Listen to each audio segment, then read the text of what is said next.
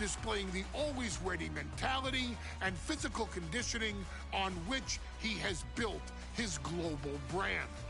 But you don't need me to rattle off The Rock's resume to you, now do you? Of course not. The man is an occasion unto himself. He has headlined the biggest events against WWE's most iconic superstars and has always found a way to, how does he put it? Layeth the smackdown on some jabroni's candy ass. I couldn't have said it better myself, although I think I may have just done that. But indeed, he has. On a Thursday night in February of 1997, The Rock, still known as Rocky Maivia, would find himself challenging for the WWE Intercontinental Championship. Only a few months into his tenure, he would be matched up against a face that would ultimately become one of his most familiar and hated rivals, Triple H, Hunter Hearst Helmsley. Seemingly overmatched by a more seasoned opponent, a youthful Rock would demonstrate all the traits that have come to define him in the years since. Tenacity, high IQ, and that legendary Samoan strength to ultimately surprise Helmsley and kick off the first championship reign for Rocky Maivia. It would be the first step of a journey that has ultimately led The Rock into the pantheon of WWE's elite. So now it's all in your hands. It's up to you to showcase the undying drive that makes The Rock the hardest worker in the room to deliver a shocking upset against the Greenwich snob himself.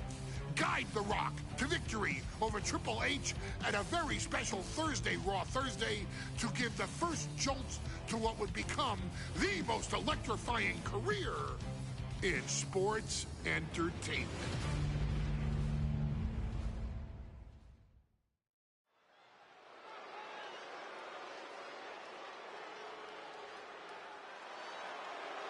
And here comes the #1 contender, at least for tonight, Rocky Maivia.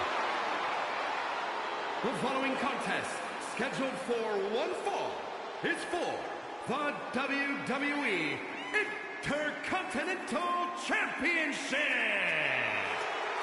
Making his way to the ring is the challenger from the South Pacific, weighing in at 275 pounds, Rocky Maivia. A blue chip talent with a bright future.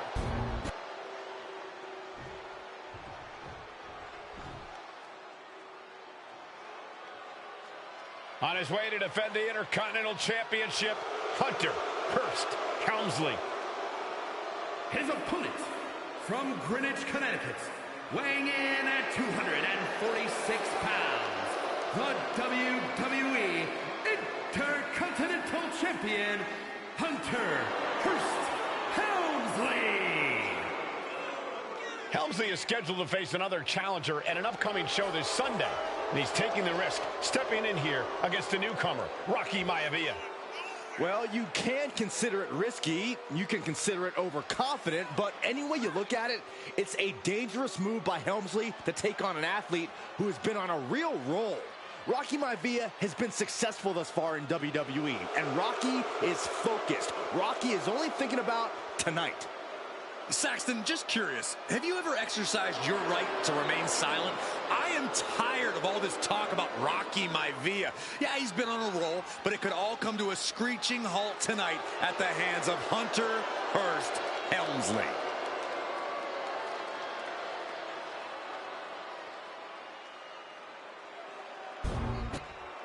The challenger not taking their eyes off the championship. And the champ is staring daggers right back at the opposition.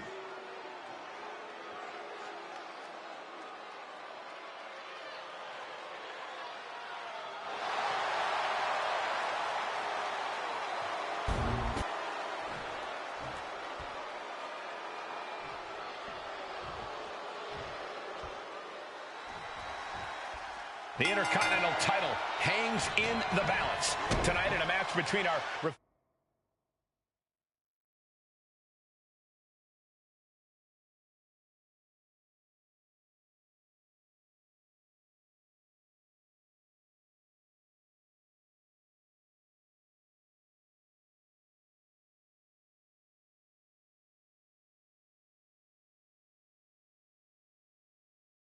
Fine champion Hunter Hearst Helmsley and the young challenger.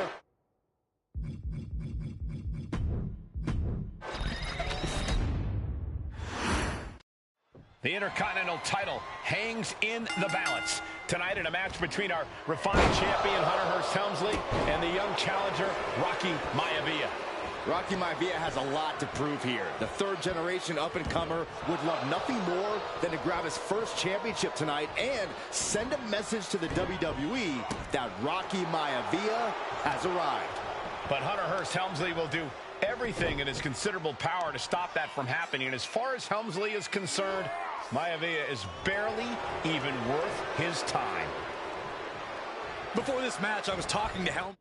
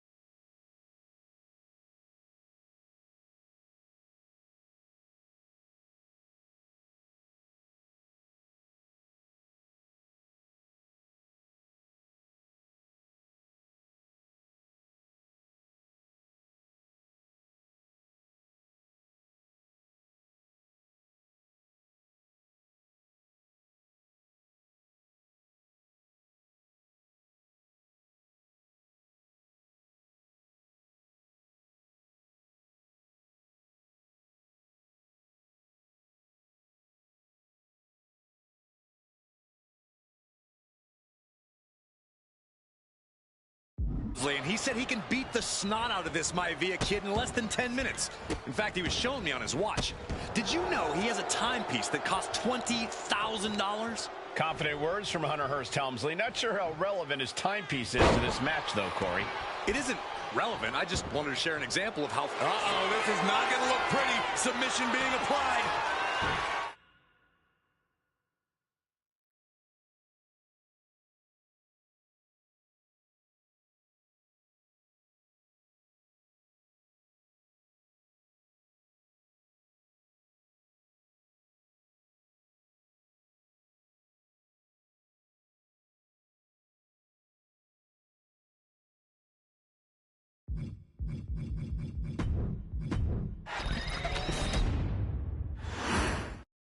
The Intercontinental Championship is on the line here between two superstars who don't have anything nice to say about one another.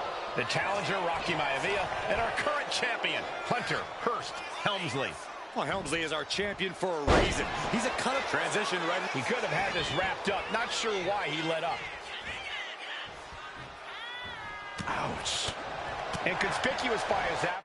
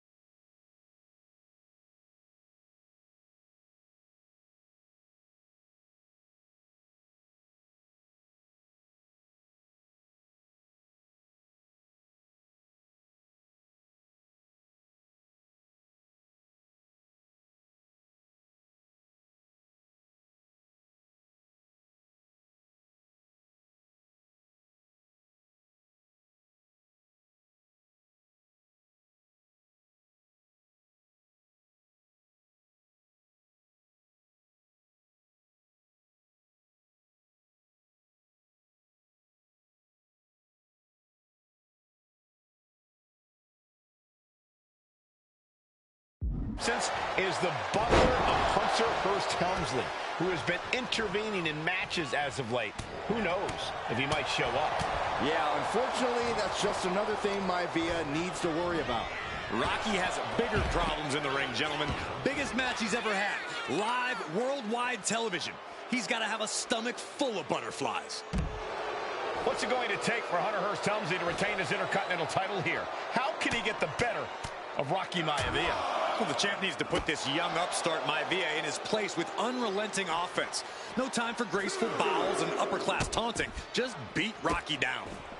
Delivering nasty stomps. The champion imposing their will with total disregard. Before this match, I was talking to Helmsley, and he said he can beat the snot out of this Maivia kid in less than 10 minutes. In fact, he was showing me on his watch. Did you know he has a timepiece that costs $20,000? Confident words from Hunter Hearst Helmsley. Not sure how relevant his timepiece is to this match. Cobra clutch cinched in. The Cobra clutch. So much for the submission hold. He just lets go. His grip strength might have run out. And this one's taken to the outside. He gets into the ring. Drop kick. Great athleticism.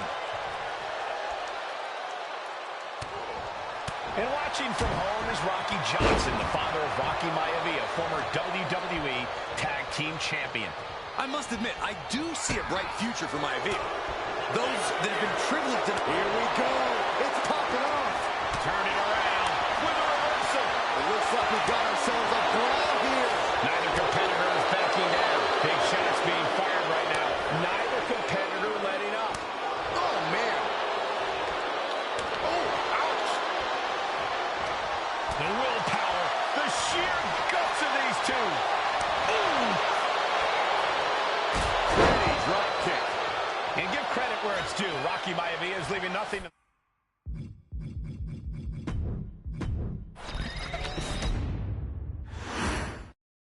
The Intercontinental title hangs in the balance. Tonight in a match between our refined champion, Hunter Hearst Helmsley, and the young challenger, Rocky Maivia. Rocky Maivia has a lot to prove here. The third-generation up-and-comer would love nothing more than to grab his first championship tonight and send a message to the WWE that Rocky Maivia has arrived. But Hunter Hearst Helmsley will do everything in his considerable power to stop that from happening. And as far as Helmsley is concerned, Maivia is barely even worth his time.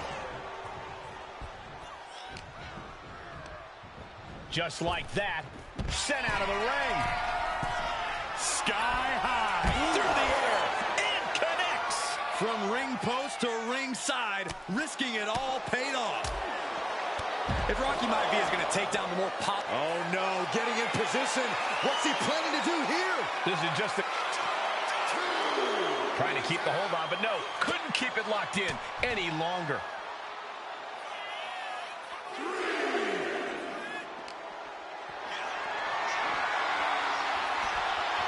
Connects, saw it coming. And watching from home is Rocky Johnson, the father of Rocky Maivia, former WWE Tag Team Champion. I must admit, I do see a bright future for Maivia. Those that have been privileged enough to see Rocky Johnson in action will appreciate Rocky Maivia because he's a chip off the old block. Notwithstanding as well, the genes of his grandfather, the incomparable Peter Maivia. Look out! Missile drop kick!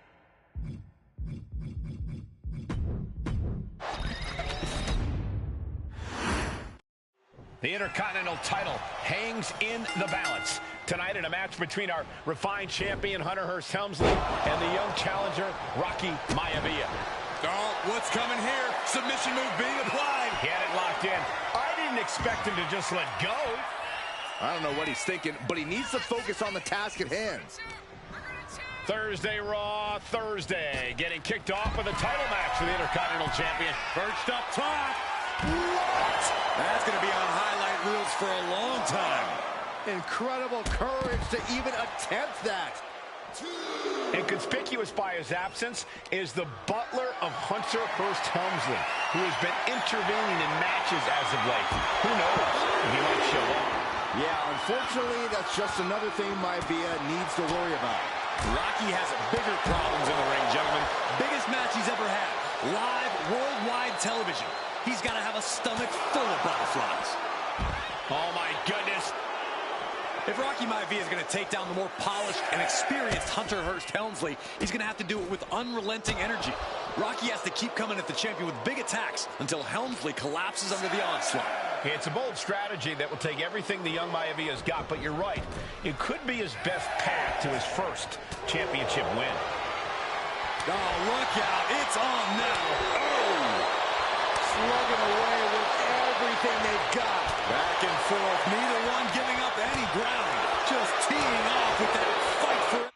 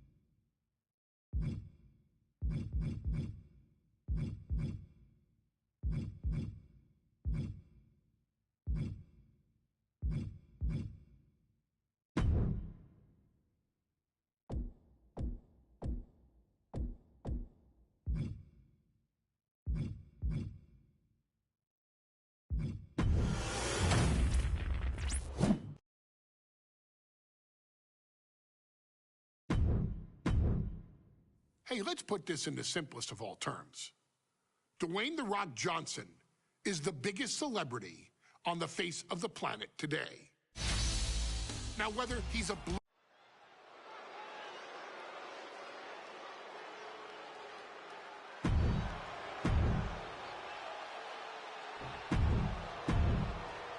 Social media is buzzing, as it always is when this title is defended.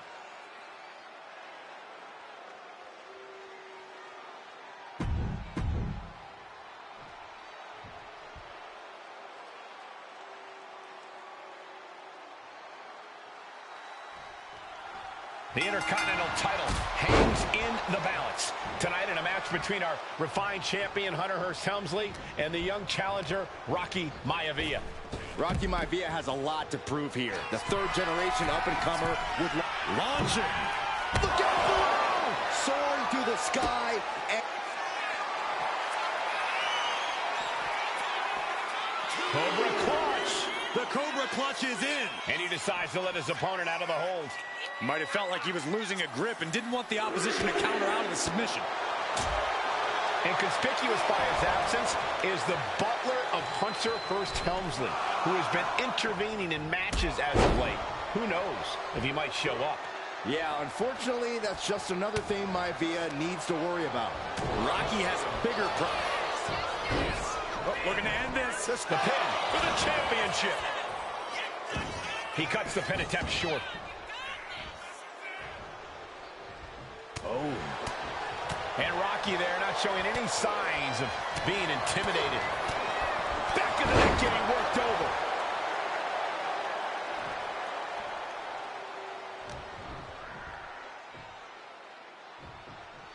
Running power slam. Deeper into this match now, and I think it's Helmsley who's reaching peak frustration. Can't taking flight. Oh, man, he landed rough there. Yokes up their opponent. sidewalk slam delivered. Maivia way up high.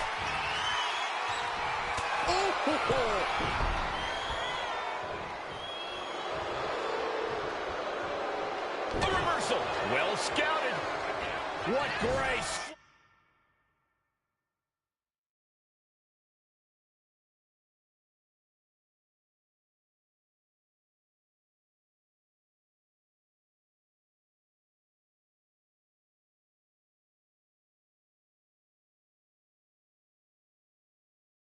Over into the DDT. Fight.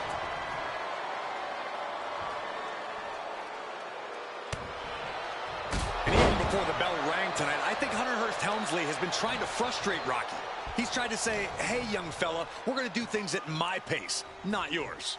Rocky, the 6'5", around 270-pound stud, just has to keep his cool. Watch out. And coming down with incredible force. Maivia took to the sky and executed that high risk perfectly. I don't think Helmsley had that scouted at all. Hunter whipped into the corner. Nobody home. Rocky hit hard. And now Hunter looks to take over this match. Helmsley muscling Maivia up to the top turnbuckle in a big right hand.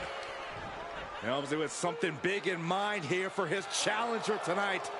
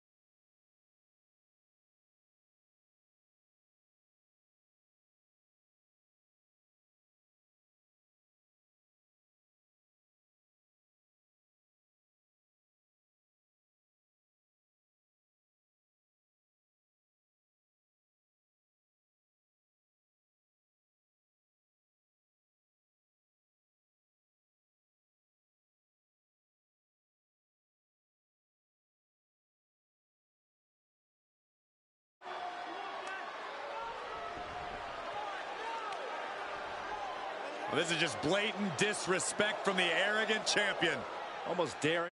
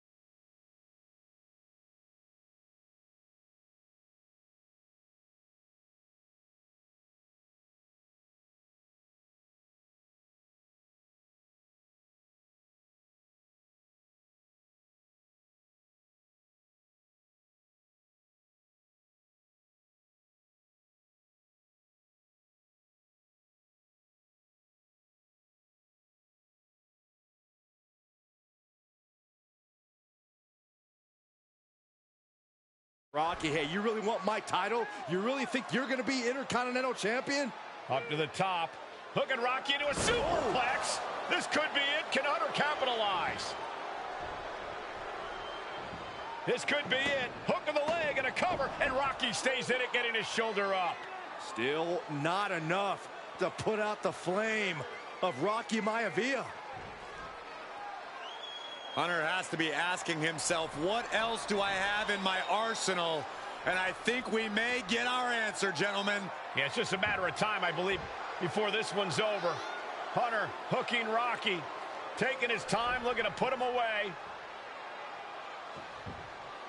But Maivia just collapsed. This just shows you how much damage Hunter Hearst Helmsley has inflicted on the challenger in this matchup. I think Maivia's done.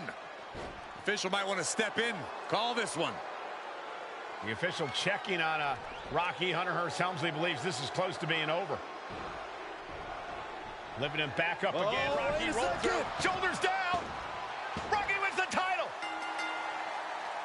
Rocky Maivia has shocked Hunter Hearst Helmsley. Here is your winner and the new Intercontinental Champion, Rocky Maivia. We have a new Intercontinental Champion.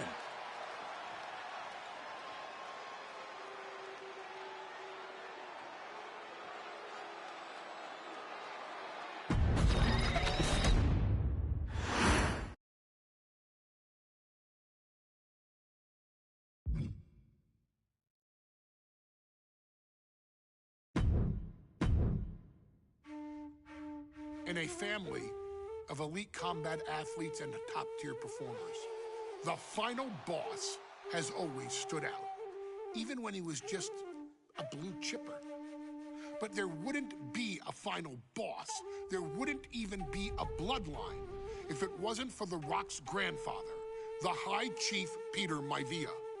You can think of him as the first boss, predecessor to the tribal chief. He is one of, if not the foundation for our family, the Ps5 Wwe2k25 wrestling dynasty. I don't think there's anybody more responsible for what's going on now than the High Chief himself. Peter Maivia isn't simply one of the two principals behind the sacred blood bond. He's also an incredibly decorated professional wrestler who traveled the world and won titles everywhere he went. New Zealand, Japan, Europe, and here in the United States, where he enjoyed especially successful runs in Hawaii and California. Maivia would eventually find his way to WWE, engaging in legendary battles with the likes of superstar Billy Graham. His larger-than-life personality would win the WWE Universe over in short order, as it had throughout his entire career. In the ring, High Chief Peter Maivia was a potent blend of brawn and grappling technique, often muscling his opponents down to the mat through a variety of joint locks and then switching to more painful holds once grounded. His sleeper hold and stump puller were both feared and renowned, and make no mistake about it, Maivia knew there was always more than one path to the ultimate victory. Out of the ring, High Chief Peter Maivia also ran one of the most successful wrestling promotions on the planet, Polynesian Pro Wrestling, based out of Hawaii, showing his mastery of the business in every aspect. His induction into WWE's Hall of Fame class of 2008 was supremely deserved, forever enshrining Peter Maivia as the legend he always was. And now, we present to you the opportunity to walk in the boots of the legendary High Chief Peter Maivia, facing off against one of the most legendary WWE rivals, George the Animal Steel, you will settle this score once and forever and showcase the overwhelming strength of Peter Maivia, which has ever since remained as a hallmark for every single solitary member of this bloodline. Steel is no easy battle, though. He thrives in the chaos, one of pro wrestling's true madmen. He'll even try to eat part of the ring if he thinks it'll help him break you down. So do your best and honor High Chief Peter Maivia properly with a resounding victory.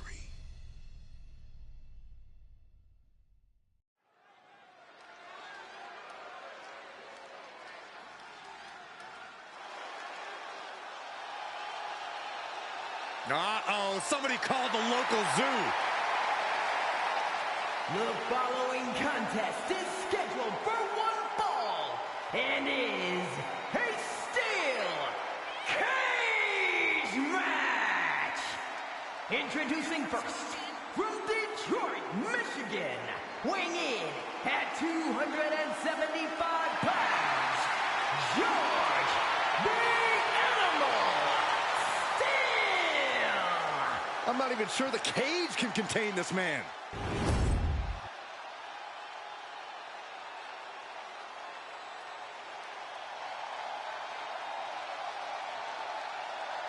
And strolling down the aisle, the opponent of George Steele, Peter Maivia. Always a chaotic matchup.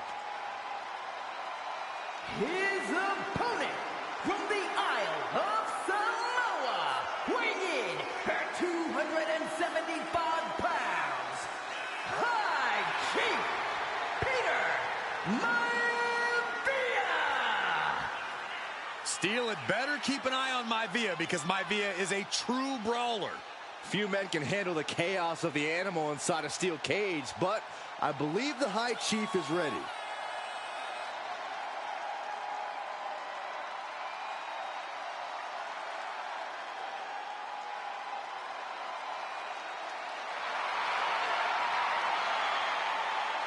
Maivia carrying such pride into the ring. Very stark contrast to Steele. We'll see which prevails tonight.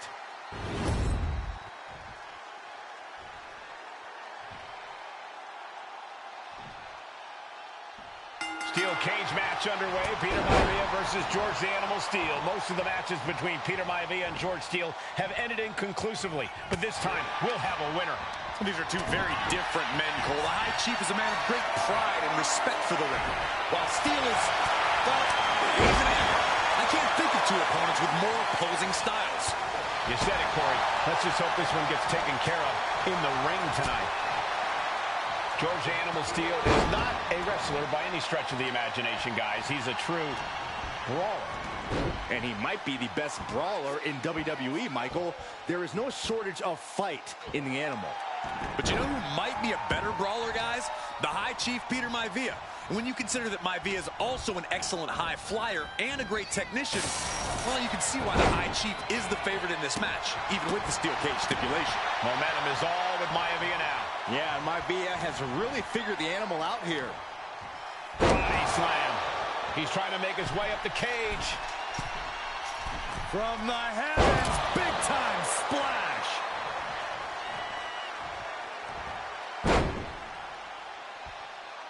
Gonna scale the cage wall now. Oh, diving leg drop! Takes another trip to the skies, and it pays off once again. The animal has to be elated to be in this steel cage against one of his biggest rivals, no less. Yeah, Byron, we've seen the animal brandish a weapon against Peter Maivia before when it was against the rules. The High Chief better be prepared for Steele to get even crazier. Oh, Maivia is prepared, all right. The man is extremely tough and agile. In fact, the High Chief's entire body can be considered a weapon. We've seen that Steele isn't above using a foreign object to gain the edge against Maivia. So he's got to have the advantage in a match where they're surrounded by one huge weapon, right? Well, you'd think that, Cole, but think about how these men prepared for this match. The High Chief is a consummate professional who's game planned for this stipulation. And Steele, well, I think he just shows up to the arena and asks who he's fighting. Some folks call Peter Maivia the Flying Hawaiian, and the reasons are obvious for that moniker. But, guys, how does he earn the other nickname of the High Chief?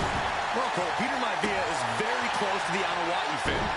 In fact, Peter's considered a blood brother to the patriarch of that clan. When you add on the fact that Maivia was born From the middle rope. Oh, what a splash! Peter Maivia just rubbing it in now.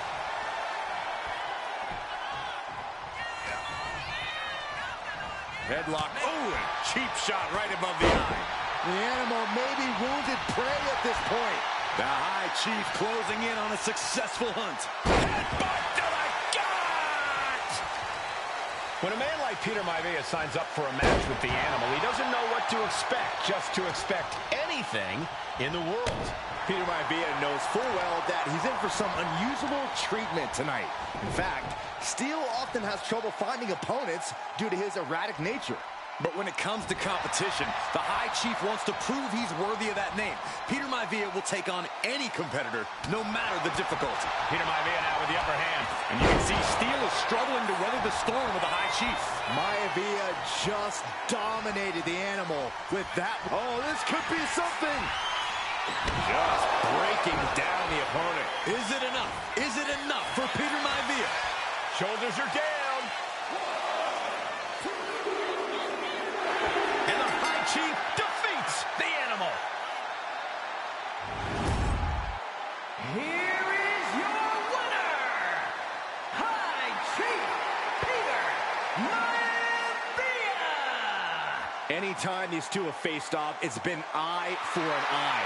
But the steel cage has finally delivered a decisive victory for the High Chief, Peter Maivia. George Steele is one tough animal, but the way Maivia faced him in the cage tonight just reinforced what everyone already knew, that the High Chief is one tough Samoan.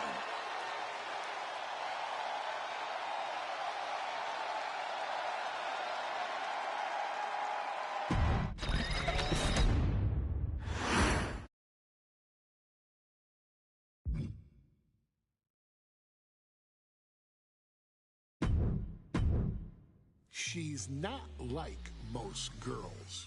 She's also not like most WWE superstars. Nia Jax, the reigning queen of the ring, is a reckoning, a force of nature that blitzes right through her competition.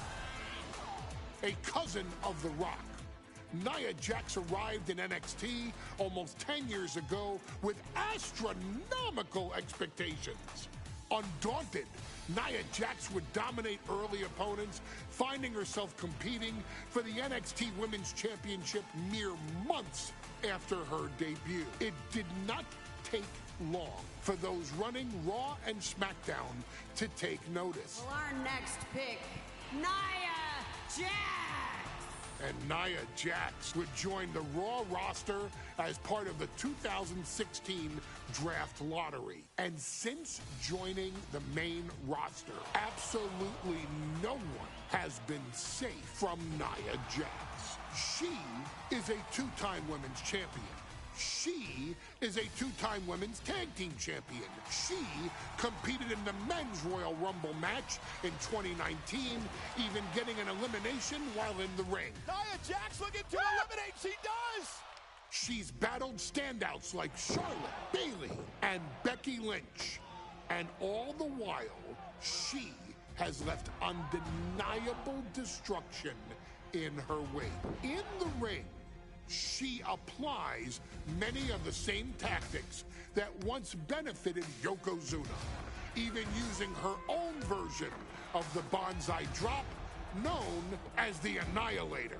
And just like its namesake, if it connects, your night is over. And Nia Jax remains driven for even more success, jumping at any opportunity to prove her dominance. This last year, that included entering into the 2024 Queen of the Ring tournament after earning victories over Naomi, Jade Cargill, and Bianca Belair. Nia Jax would fight her way into the finals, taking on former NXT Women's Champion Lyra Valkyria. Valkyria built a lot of momentum, defeating Dakota Kai, Zoe Stark, and Io Sky to punch her ticket into the final at the Queen and King of the Ring. With an obvious game plan, Lyra would look to stick and move, avoiding the colossal attacks of her opponent. Unfortunately, as often happens when competing against Nia Jax, Lyra made one miscalculation, and that error in judgment provided Nia Jax with the opening she needed to annihilate her competition. This is your opportunity to crown the first queen in bloodline history. Make Lyra suffer. Make her regret ever entering your ring. Showcase the otherworldly power that forces an entire roster to cower in your presence. Because when you're an irresistible force like Nia Jax, resistance is futile.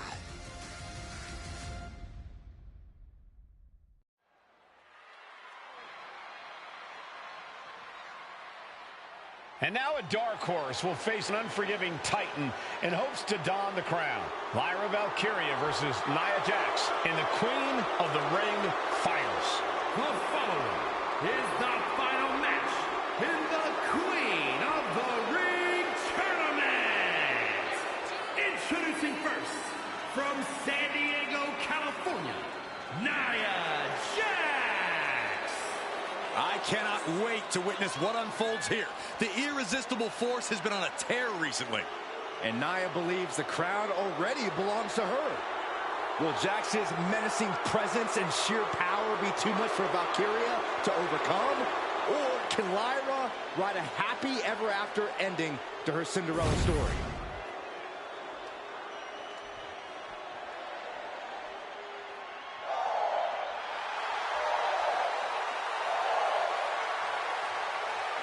Lyra Valkyria fancies herself a Morgan, which is an Irish goddess of war.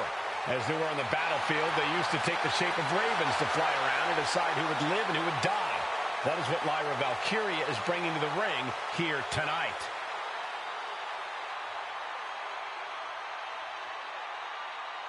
And her opponent, from Dublin, Ireland, Lyra Valkyria. Lyra Valkyria may have read a little too much fantasy in her day, and now is reality. Lyra Valkyria is about to go toe-to-toe with a real-life, fire-breathing dragon in the form of Nia Jax. Nia Jax, who's in the best physical condition of her career, tonight will make someone. Will it be Lyra? Will it be Nia? We'll find out in a matter of moments. And guys, you win the crown. Guess what waits for you in August? A date with the champion of your respective brand at SummerSlam.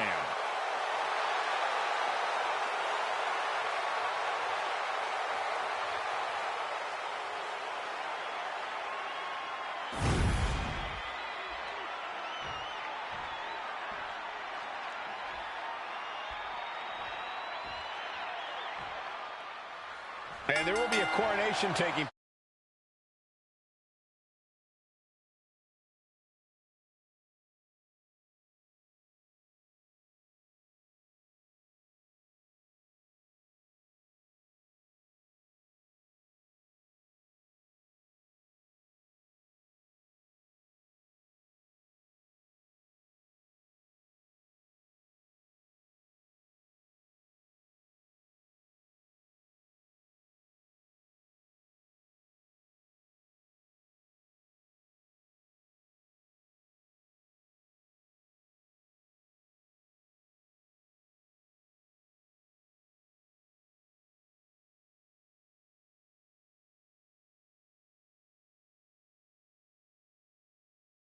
place. Tonight as Nia Jax and Lyra Valkyria face off in the finals of the 2024 Queen of the Ring tournament. The irresistible force has been on a tear recently, and Nia believes the crown already belongs to her. As for Lyra, this is the biggest match of her career. Remember, she was still on the NXT roster just a few weeks ago, and now she has a chance to make history. Neither Nia nor Lyra looking to back down in this match, both knowing all that's at stake here. Elbow drop.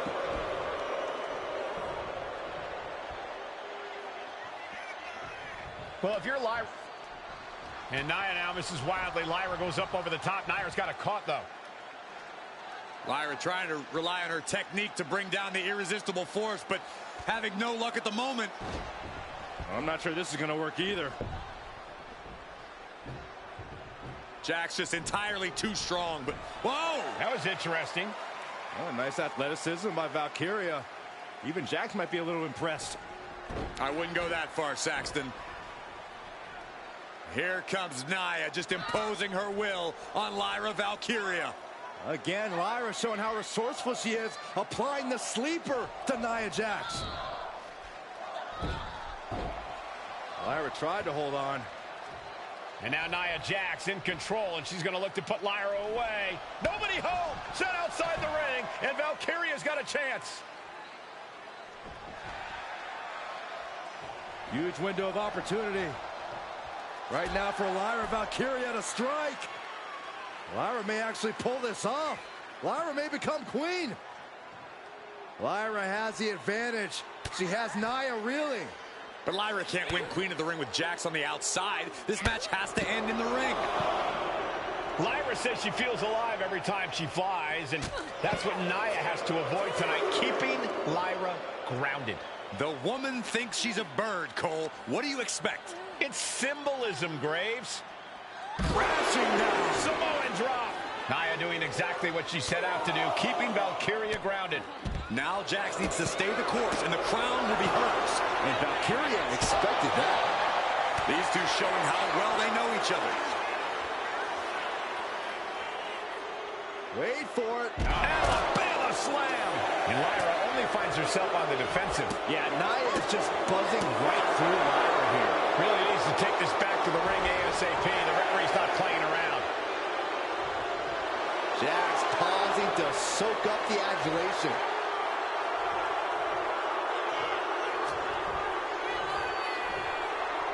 Nia with the fireman's carry. No, that's more of an incidental contact. Confidence is always a key for Nia Jax. She comes into every match thinking she hasn't won. But when you have this business in your blood like Nia does, that confidence is genetic. But ever since the irresistible force returned to WWE 8 months ago, her confidence has been on another level. And she's gaining even more confidence as this match progresses. Jax may just be unstoppable now. Nia Jax has complete control here. And the irresistible force is really keeping Valkyria grounded here. Sent to the corner. Oh, my goodness. Golly, Nia is just cornering Valkyria. Jax abusing Lyra, showing no mercy. I think it's a preview of what kind of queen Nia Jax would be. The kind of queen that will happily send victims to the guillotine. Many in the WWE Universe getting their first look at Lyra Valkyria. She's only had 3 main roster matches so far, and they were all in this tournament. Big wins over Dakota Kai, Zoe Stark, and Io Sky over the last. From the top! You gotta be kidding me! No matter who you are, when you crashed on the floor, a searing pain races through your body. And now she delivers her back into the ring.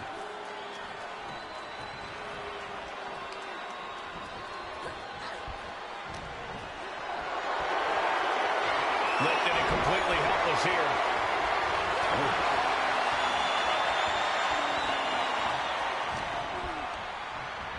And she's set right into that corner. Feet tied up. Has to be feeling vulnerable here.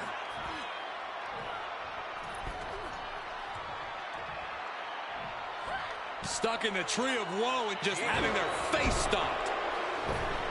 In just a matter of minutes, we'll have our second Queen of the Ring. The first, of course, being Zelina Vega. But you've got to believe that Zelina will want a shot at whichever woman wins this. She beat the woman now known as Piper Niven that night, so you know Queen Zelina can strike down an enemy of any size. And a stiff shot to her core there.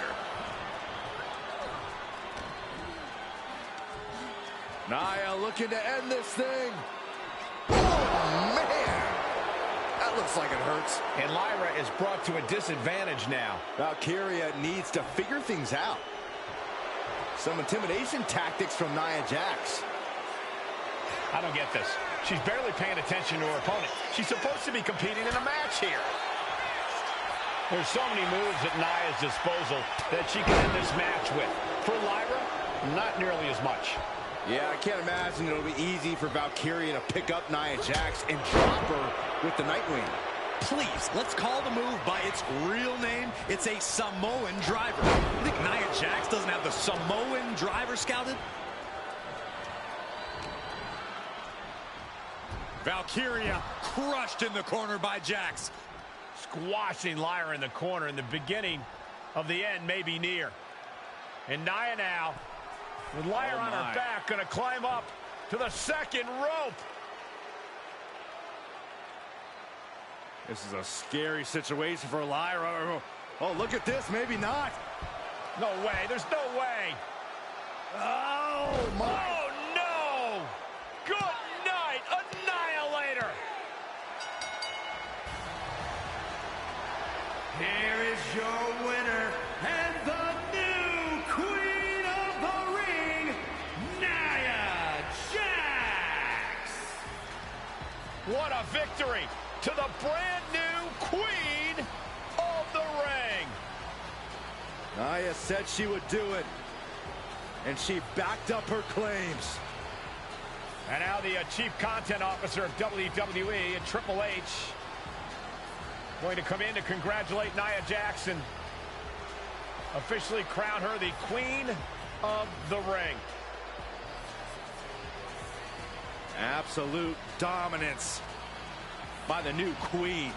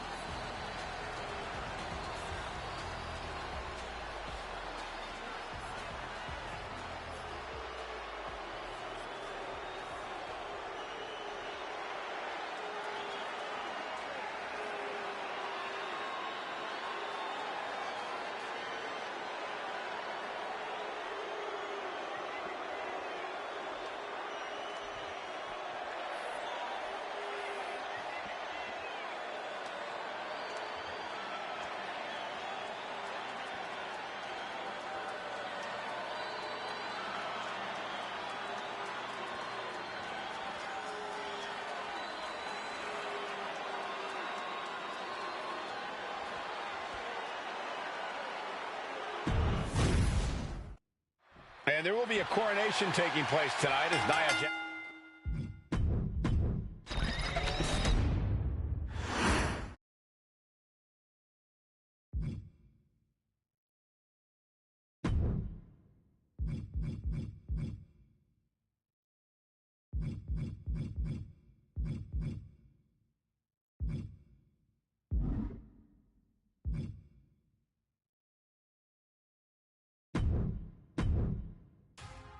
I'm sure you will agree with your wise man. Many WWE superstars say they will do whatever it takes in order to achieve success. Quite often, it's a bunch of BS.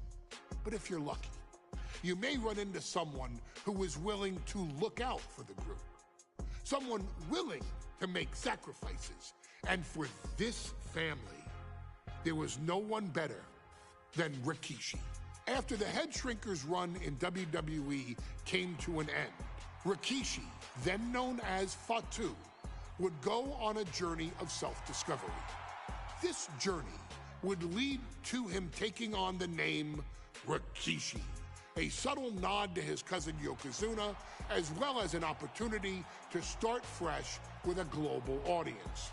Well, my dad, when he became the Rikishi character, when you think about Samoan wrestlers, right, or mean, or aggressive, he made it like his own flavor, right? He had the blonde hair, still carried the aggressiveness, but I think he just wanted to add like a little flavor to it. It became even more popular to our culture. Rikishi blitzed WWE from the jump, devastating opponents with new tricks and winning people over with his fat-ass dance moves. That Rikishi is fat, all right. P-H-A-T. And with this wave of newfound momentum came even more success, with Rikishi capturing the WWE Intercontinental Championship and displaying incredible athleticism in iconic moments like when he dove off the top of the steel cage. The year 2000 belonged to Rikishi. But little did anyone know, Rikishi held a dark secret regarding a decision he'd made not for his own benefit, but for the benefit of the family. It was at the 1999 Survivor Series that Stone Cold Steve Austin was hit by a car in the arena parking lot, forcing him from the main event later that night for the WWE Championship. For nearly a year, all of WWE was consumed with figuring out who was driving that damn car and why Austin was targeted in the first place.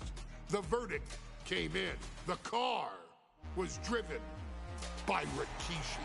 Rikishi would stand strong. Stone Cold Steve Austin, I didn't do it for me. I did it for The Rock. What? Rikishi would lay out a years-long gripe that WWE preferred Steve Austin to The Rock, and so Rikishi had made sure that The Rock's only competition had been removed from the picture.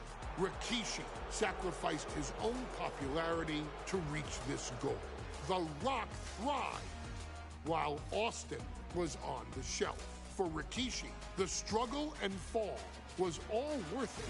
Rikishi knew that he would eventually have to face off with the Texas Rattlesnake to answer for his sins, and he welcomed that meeting with open arms. What Rikishi was unprepared for was for WWE to stack the deck entirely, looking to make Rikishi pay for taking out their golden goose. Stone Cold Steve Austin was allowed to drive his truck directly to the ring and was generally given the freedom to do whatever the hell he wanted in the name of revenge. We are going to make things right. This time, when Rikishi and Stone Cold Steve Austin lock horns, there will be no stacking of the deck. Someone willing to give of himself so that his family, this family, can succeed, deserves better. So get in there and showcase the never say die spirit that has led this family to victory time and time and time and time and time and time again. Use whatever weapon you can get your hands on and prove to Stone Cold Steve Austin that you will do anything for the people.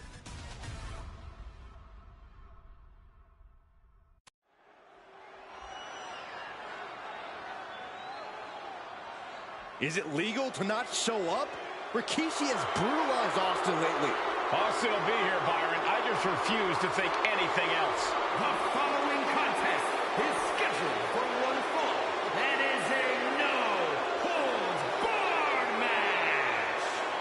Introducing first, from the Isle of Samoa, weighing in at 424 pounds, Rikishi! We have learned more about Rikishi in the last couple of weeks than we knew about him his entire career here in WWE. He said he ran over Austin not for himself, but for The Rock. Right, and now he's coming out here, and I guess if Austin doesn't show up, the general manager is going to have to come out here and declare this is a forfeit, and Rikishi's going to win it. This man makes me sick.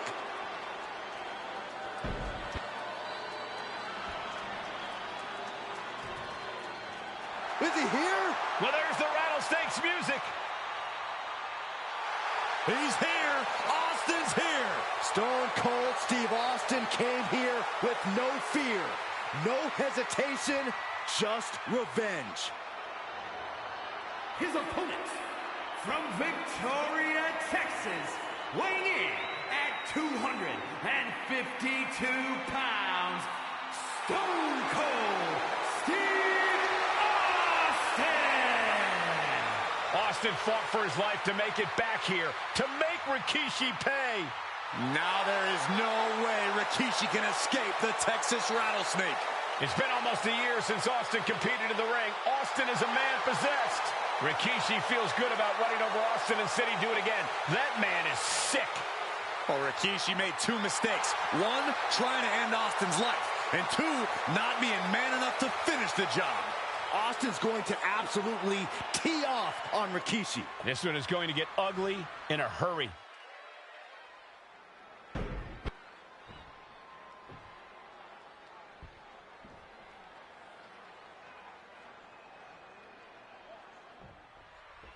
We now know the sick, demented side of Rikishi. Rikishi almost cost Austin his life. Instead, he's here tonight to finish the job. Listen, Rikishi has seen members of his family be skipped over while other superstars skyrocketed to unimaginable heights. Rikishi feels it's The Rock's time, not Austin's. It's been a month of stunning revelations, all leading to the in-ring return of Stone Cold. Oh, from the rope. And though The Rock wants nothing to do with this altercation, we have to mention the sadness Rikishi has brought to him. Rock might be innocent in this whole ordeal. Oh, look out. Oh, my. Apron senton. Any and all momentum has been taken from Austin. Rikishi with an onslaught here against Austin. Dare I say, Stone Cold could be in trouble. Look at this. This can't be good. Don't do this. Don't do it. Spine-shattering impact. That was a powerbomb with one message in mind. Absolute destruction.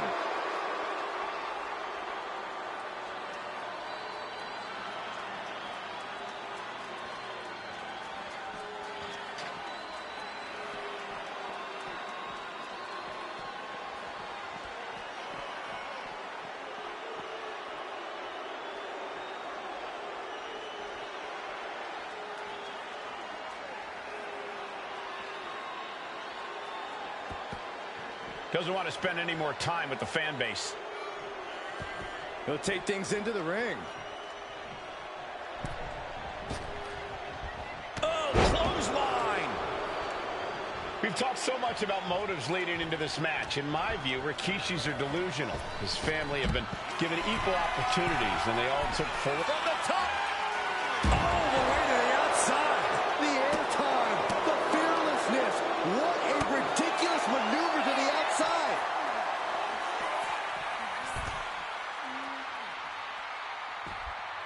Ooh. And Rikishi with a counter. Saw what was coming and got a dodge quick. Rikishi is picking the competition apart. No one holding Rikishi's family down now, taking out all those years of frustration on Austin here.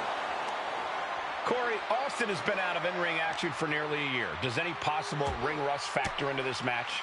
Well, maybe if this actually was a match, but this isn't about arm drags. It's not about drop kicks. This is a fight, and there is never any rust on Stone Cold when it comes to fighting. The electric chair down for the drop. And Austin and Rikishi trading heavy artillery on the outside, and here comes the rattlesnake. Stone Cold Steve Austin fired up and revenge on his mind. You got to think about how bad Austin has wanted this ever since Survivor Series last year. Been dying to get his hands on Rikishi. All of that venom, all of the vitriol inside of Austin being unleashed on Rikishi right now. Remember, this is no holds barred. Anything goes. Austin has Rikishi down. The rattlesnake is red hot. And do you hear this capacity crowd? They want more from Stone Cold. All that he wants to see Rikishi get beaten down like a pile of human filth. Fends it off. Good counter. Scary mindset for the rattlesnake. Austin has scattered pictures of Rikishi all over his home. Said that every time he looks at Rikishi, he's looking at a dead man. Yeah, Rikishi taking that as an empty threat, thinking that Austin isn't the man he claims to be. But trust me, when Stone Cold says he has you in his crosshairs, that's no empty threat. Under the ropes and back into the ring. Stone Cold letting his feelings towards his opponent be well known. The rattlesnake heads up high. From the top. Oh, no, went big and pays for it. Went for it at the wrong moment and paid a terrible price with that impact on the outside. And Rikishi lately has been calling himself a visionary, a pioneer. All a bunch of garbage, if you ask me. Well, those aren't self-imposed labels, Cole. Those labels are coming from the family, coming from a group of wrestling legends who are proud of Rikishi for standing up and making a change in this business. I have a few labels for Rikishi. Coward, liar, embarrassment. Those fit him well. Man. And he has an answer for Rikishi.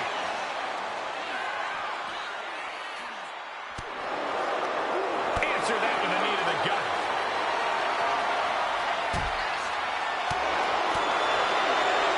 Bruising attack to the stomach. And we know how despicable Rikishi has been. But to throw vinegar on Rattlesnake's nest, Rikishi goes and destroys Austin's truck with a sledgehammer. Oh, hell hath no fury like a man who has his car tampered with. It's just extra motivation for every fist Austin lands in this fight. Oh, no, guys. We better get out of here. Get out of my way, Corey. Spoken like a true man of bravery, Saxton. He's looking to absolutely destroy his opponent with that chair.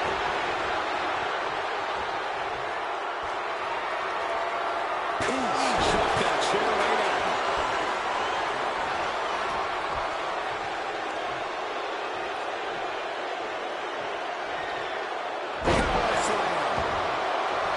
There's been a lot of vitriol coming from fans towards Rikishi these past few weeks, and this Albany crowd is continuing that pattern of disdain. You think Rikishi cares about the fans, though? No, not at all. He truly believes he's done something for his family, for his people. His family's respect is the only respect he's desperate for. Austin in a state of distress now. Yeah, Rikishi isn't giving any quarter. Oh, my God. Oh, God, the crimson is flowing. He's seriously hurt now. And he's letting his prey stumble right into his trap. What? Vicious. Standing over their opponent. Here it comes. Bullseye drop. Oh, Stone Cold is experiencing the brutality of Rikishi. Oh, toss to ringside. Headed out to ringside now. What does he have planned? Uh-oh, guys. We should probably take a step back here. No, please, don't come over here. Why, Saxton? We got the best seats in the house. He's able to reverse it. Austin's finally able to slow all that incoming offense. Could be exactly the fire starter the Rattlesnake needed. And Rikishi slows Austin down with a thunderous right. Austin's in trouble. And now steel chair. Oh, and Austin, he just averted disaster there. And now Austin gonna deliver the punishment with the steel chair.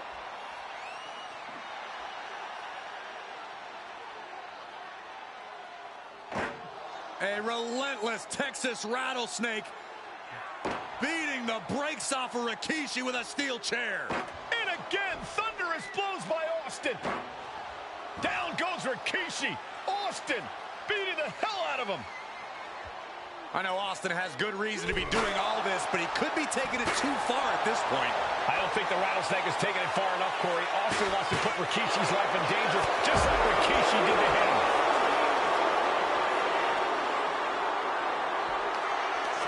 Rikishi hoisting up his opponent. Rikishi driver. Rikishi got all of it.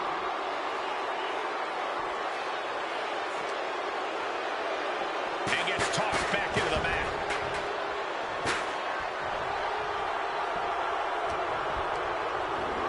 Propped up in... Oh, and a headbutt. Rikishi ready to go. Not done yet. The wheels are turning for Rikishi as he ascends up the ropes. Rope shaker. That's it. Austin is out. 2 count. And they're still in this. Unbelievable tenacity on display from Stone Cold. Austin's simply refuses to quit. And you got to think that all the plans are out the window after that. Now lifted onto the top turnbuckle. Doing whatever it takes to win, and we're about to see it. Superplex from the top. And his core remains the cover For the win.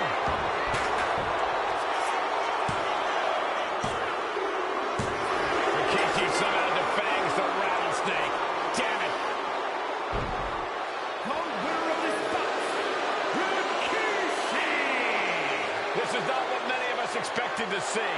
We wanted to see retribution, but Rikishi was too much of a monster for Stone Cold tonight. The vitriol that consumed Rikishi powered him to finish the job and leave a battered Austin in his rear-view mirror.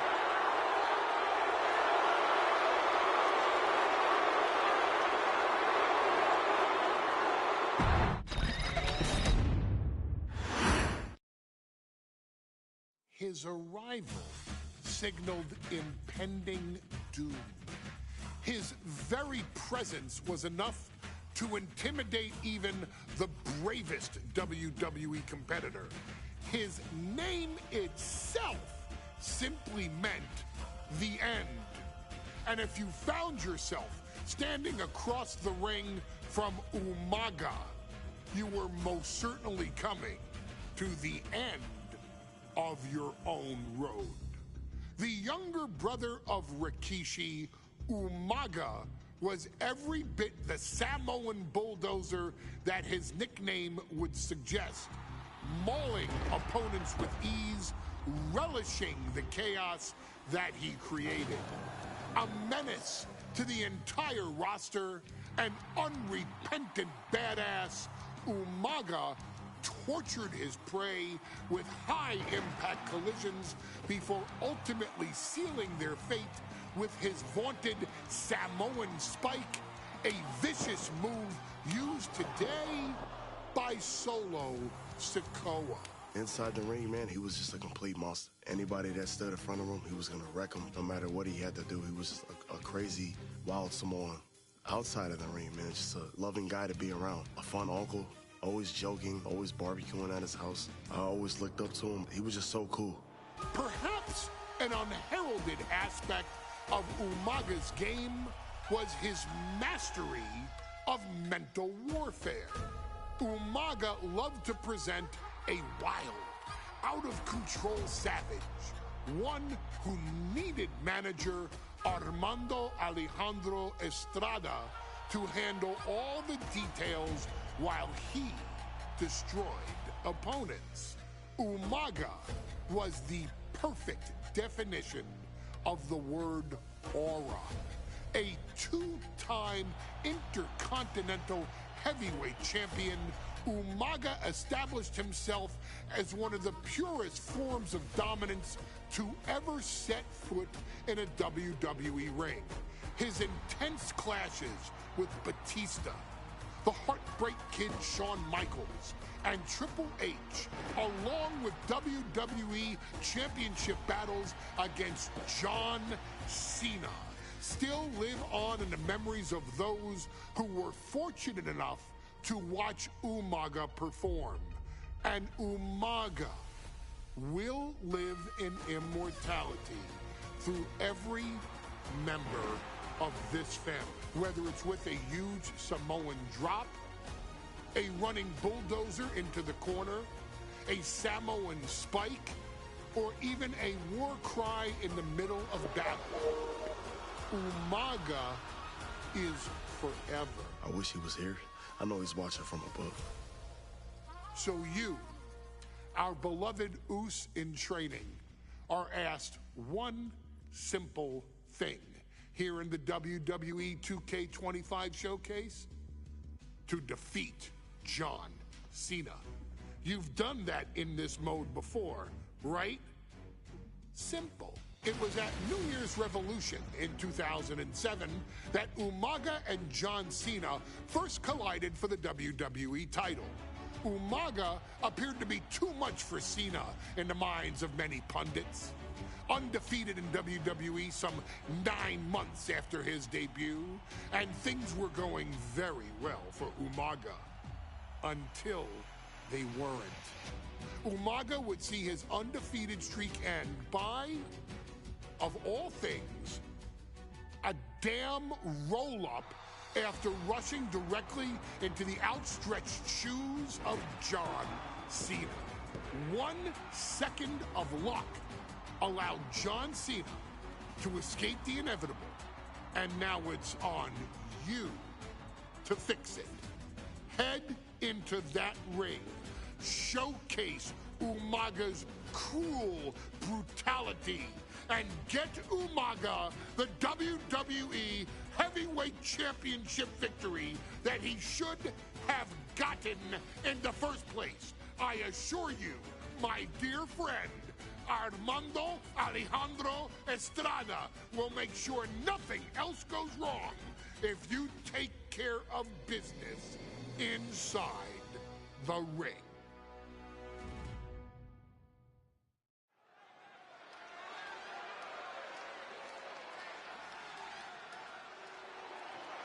Well, ladies and gentlemen, here he is. He could be the next WWE champion, the near 400-pound Umaga.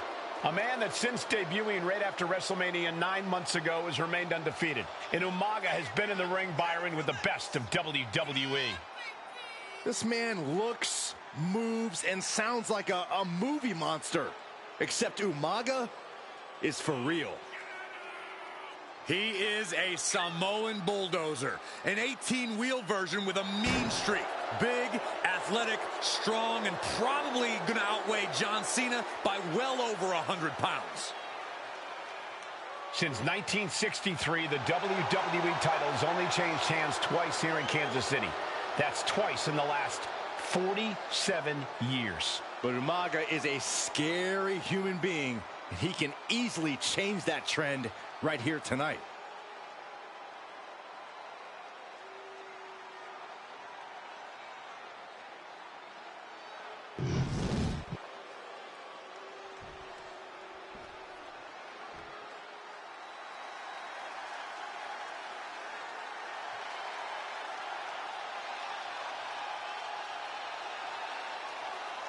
A phenomenal ovation in this arena because the champ is here.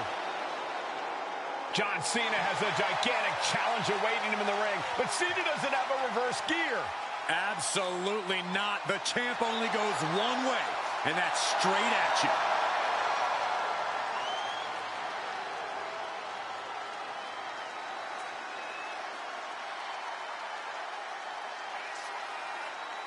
John Cena, a 3-time WWE champion, the handler of Umaga, Armando Estrada, trying to control this undefeated challenger.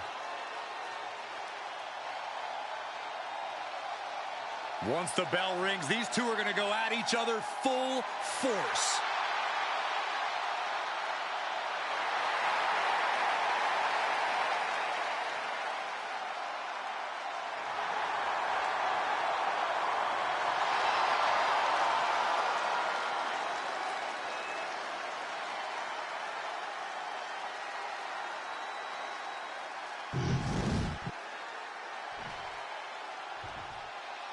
The following contest is scheduled for one fall, and it is for the WWE Championship.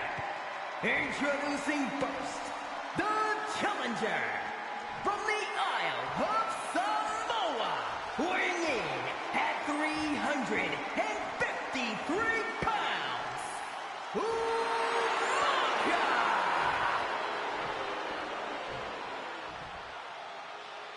and from West Newbury, Massachusetts, weighing in at 248 pounds, he is the WWE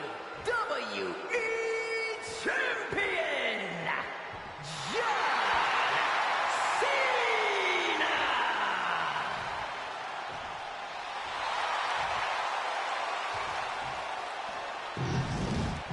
You can see it in the eyes of each individual. Only razor-sharp focus when this much is on the line.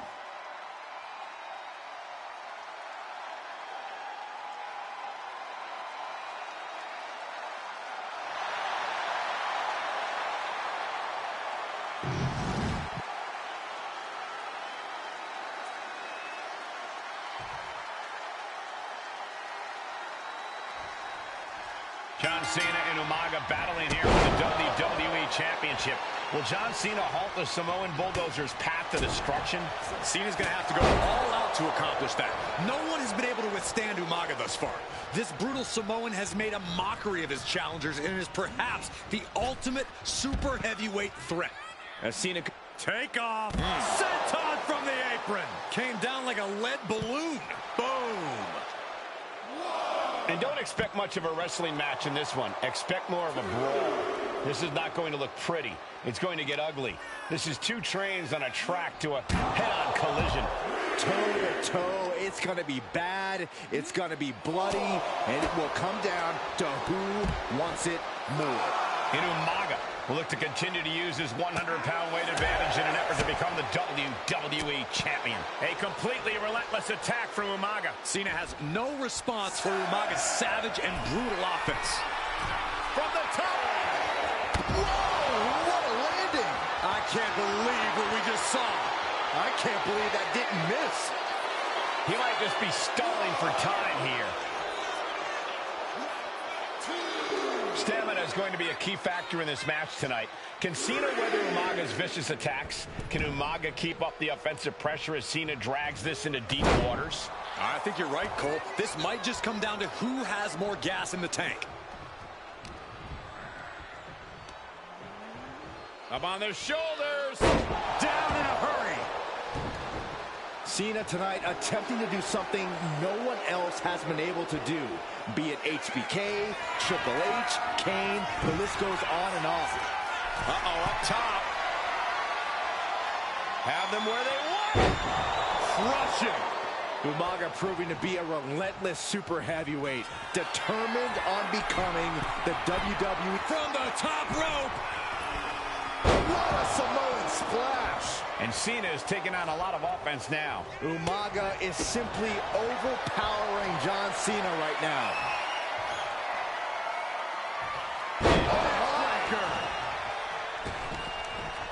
And now he gets back into the ring.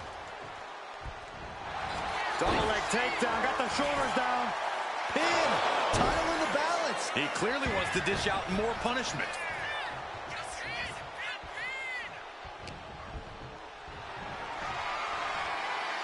Torture rack. Down across the neck. A rare position for Cena in this fight. We can't often say that John's overpowered in a matchup, but this 360-plus pound Samoan bulldozer is more than a formidable opponent. Listen, sometimes when there's a fight, you're not always going to be the biggest. You're not always going to be the strongest. And even if that is the case for Cena tonight, John Cena has never met a fight he didn't like. Cena will try to gain strength from this capacity crowd in Kansas City, but not even that may be enough to stop a rampaging Umaga. Momentum fully shifted to Umaga. Umaga continues to maintain the advantage. And he avoids what was coming. Big boot. The champ with the pin.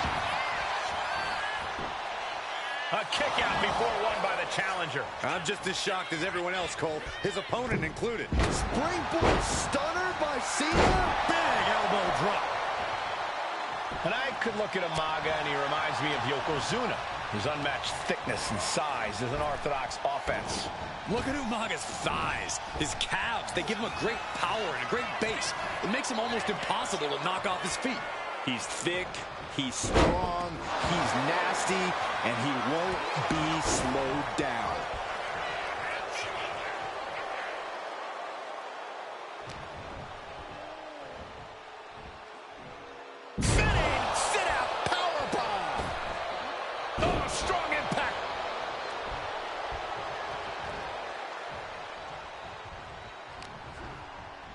Uh-oh. Turns it around. And Umaga, of course, coming from a very rich heritage. Some of the greatest athletes in any sport come from the Samoan heritage. Umaga's aggressiveness can be traced back to his bloodline. When you're fighting a Samoan, you are battling a tough, scary human being. Cena looking to tie his opponent up. There it is, STF. No. Well-placed elbow is the key to escape. Super kick. Gosh.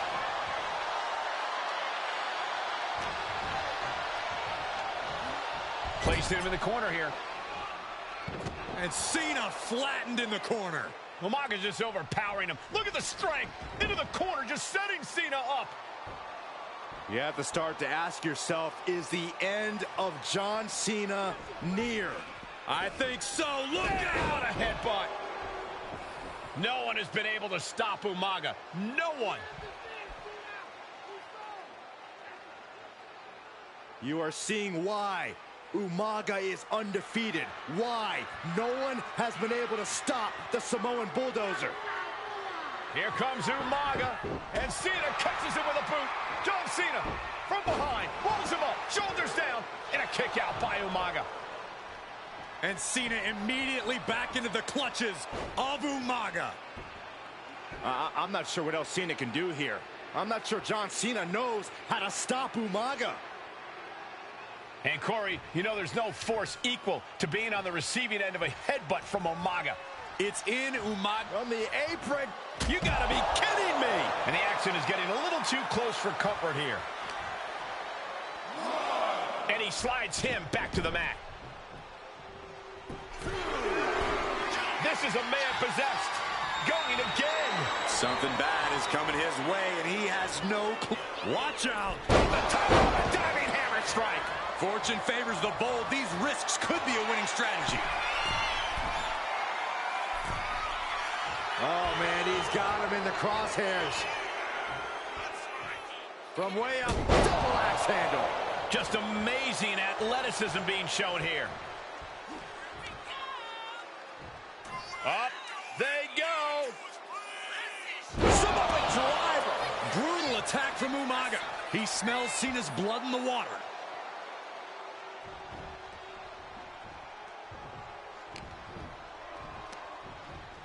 Pulled in for a belly-to-belly. Sometimes I look at Umaga, and it just scares me. I think he forgets... Bear, and he breaks his own submission. Maybe his plan was just to soften his opponent with that hold. No, nothing fancy here. Tasting victory. Backed up. No, stops the count at 2. That is just pure instinct at this point. Umaga looking to get back in this. Umaga showing he can't be trifled with for too long. Cena now take... winding up. Boom! Samoan spike. The challenger clearing a path to the title. We knew it was not going to be an easy task to put the champion away, and that's being proven right now. More like the champions proving that sooner perish than lose their title. Winding up. There's a Samoan spike. Ouch. Can the champ recover from that? Winding up. Samoan spike. The challenger comes up big. New champion, an undefeated champion. Here is your winner, and the new WWE Champion, Umaga! This proves it. Truly no one can withstand Umaga. The Samoan Bulldozer has wrecked his way straight to the WWE Championship. Cena's title reign is over. An incredibly impressive showing from Umaga.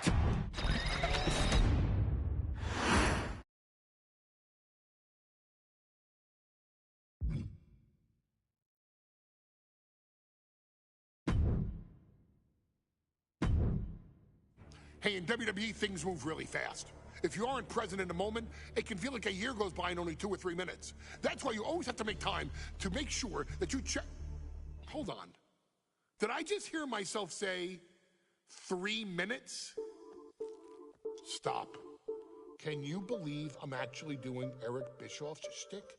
In the early 2000s, few words sent a shudder through the roster like the words 3 minutes, summoning the fearsome duo of Rosie and Jamal, collectively known as the 3-minute warning.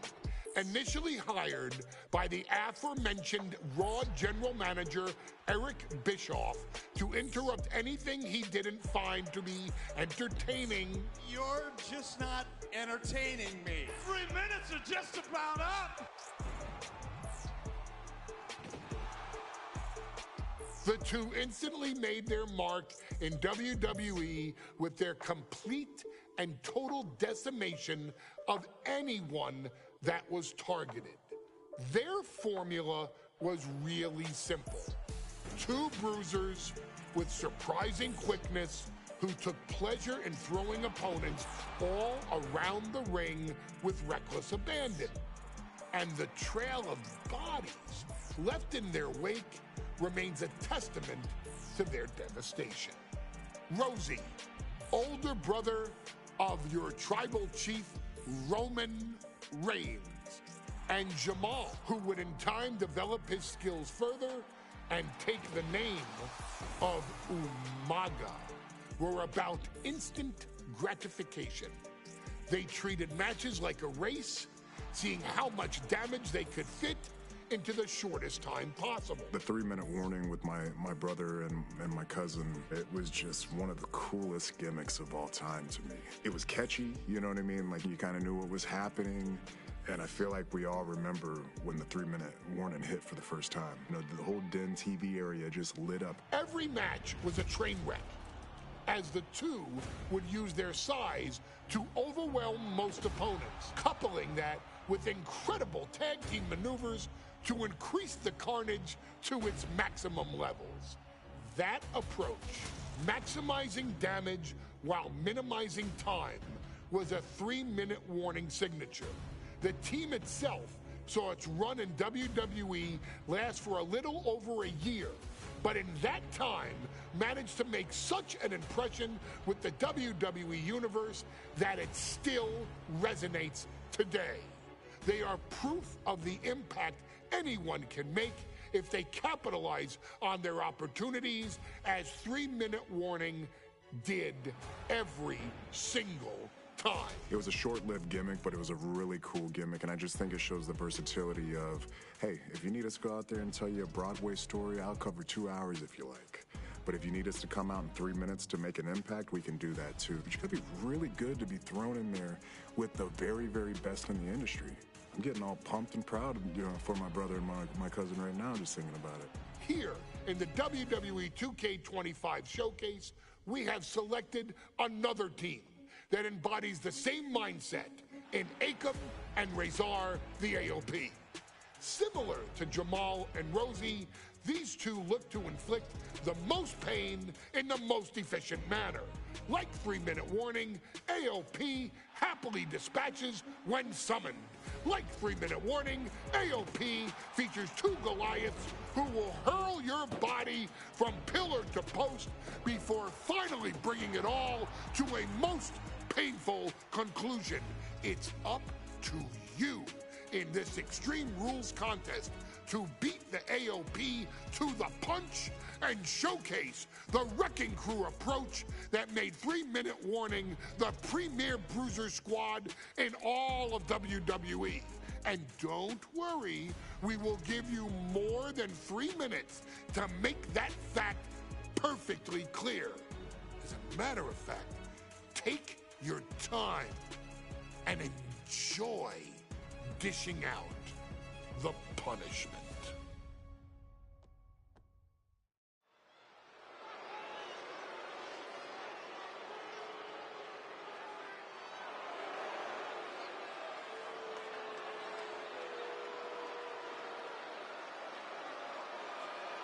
AOP is here, ready to wreak havoc.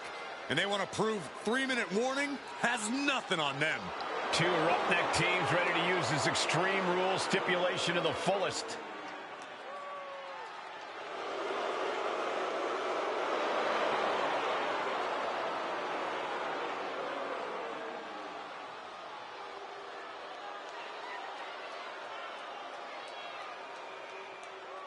The following contest is a tag team Extreme Rules match, and accompanied by Paul Ellering at a combined weight of 620 pounds, Akon and Razor, the authors of pain.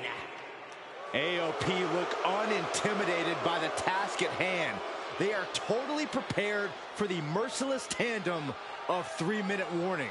You know, there's actually a lot in common between these two teams in terms of tactics and physicality.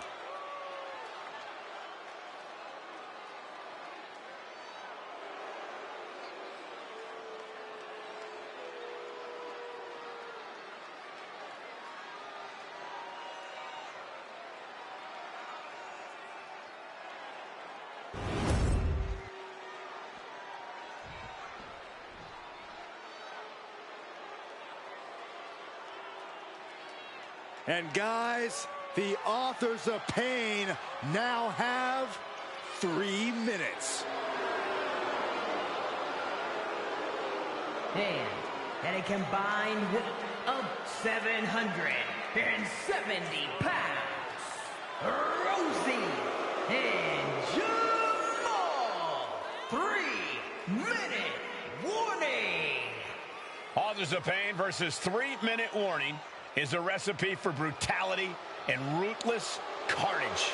And that's an irregular match, Cole. This is Extreme Rules. These two hit squads are going to tear each other apart. 3-minute warning made a career out of demolishing anyone who got in their way. Why would AOP be any different? Because that's exactly what AOP does too. They play the same game as 3-minute warning. Here we go with AOP and 3-minute warning going head-to-head. This is an Extreme Rules match, and it's a good thing it is, because neither one of these teams likes to play by the rules or limit their aggressive tendencies. There's nothing on the minds of these men except dealing as much damage to one another as possible. He goes for the quick pin attempt. A kick out after one. Definitely looks in a hurry to finish things. Pay special attention to Rosie in this matchup. 6'5", 375 pounds. The man can run a 40-yard dash in 4.8 seconds. This guy is a pure athlete. Rosie played high school football with a legendary running back before playing college ball in Hawaii. Imagine being pancaked by the force Rosie brings. Many would call the AOP and 3-minute warning equally brutal. How can one of these teams get the edge in this head-to-head contest? It's true they're well matched, but AOP tends to be the more methodical and calculating of the two teams. If AOP can get control of the pace and smother 3-minute warning's chaotic in-ring style, they'll be in a position to win this. He is getting rid of the turnbuckle pad. Don't say that too loud, Saxton. You might get caught. Striking at will. Man, Rosie and Jamal, Akon and Razor representing the biggest, most imposing teams WWE has ever seen. Both teams don't care what the motive is, don't care who the target is. Their goal always remains the same, and that is complete destruction of the opposition. We call them equal opportunity ass kickers. The first few rows should take a couple steps back because no one is safe when you're in the vicinity of these teams. Down on the ground, getting pummeled by that hammer. Oh! Repeated hits like that are going to add up very quick. Plenty of damage being dealt here. Hammering down on the knee. Tossed back into the ring. Oh, God.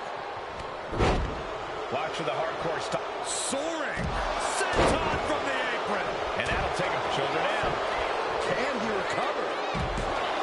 He's able to kick out before two. These men knew this match was going to be hard fought. And that has to knock all the wind out of you. Uh-oh. Oh, nice takedown. Stack them up. Hold it up. This is it. Shoulders down. Reverse the leverage and into a pin. And he doesn't let the pin last long at all. Pump handle locked in. Buster. AOP might have just...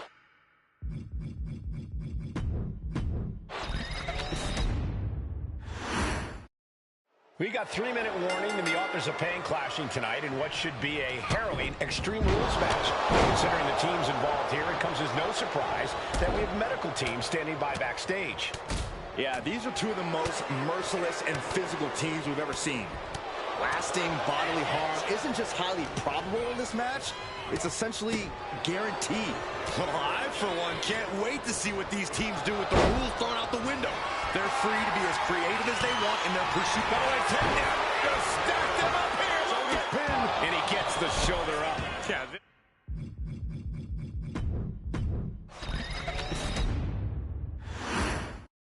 We got 3-minute warning, and the authors of pain clashing tonight in what should be a harrowing Extreme Rules match.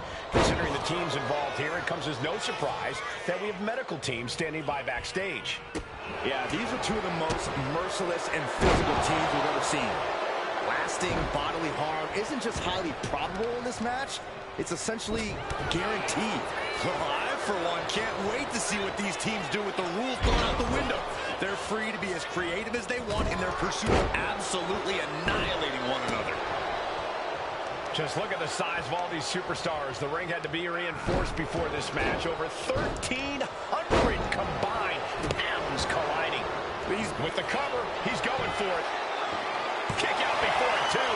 Clearly hoping for an early end to this one. Running Bulldog. He quickly slides into the ring. Running STO plants him. Nicely done. What a sidewalk slam. Carefully placed stomp to the arm. On a stomp. He is looking to do some serious harm. Producing a trampling. And a series of vicious stomps. And if the first stomp doesn't send you the message, the follow-up ones definitely will. Claw in the face. Is this necessary? Ripping at the eyes. Pay special attention to Rosie in this matchup. 6'5", 275 pounds. The man can run a 40-yard dash in 4.8 seconds. This guy is a pure athlete. Rosie played high school football. From the apron. Stiff shot to the abdomen. A terrible miscalculation. Missing a move like that can cost you more than the match. And now he's back into the ring.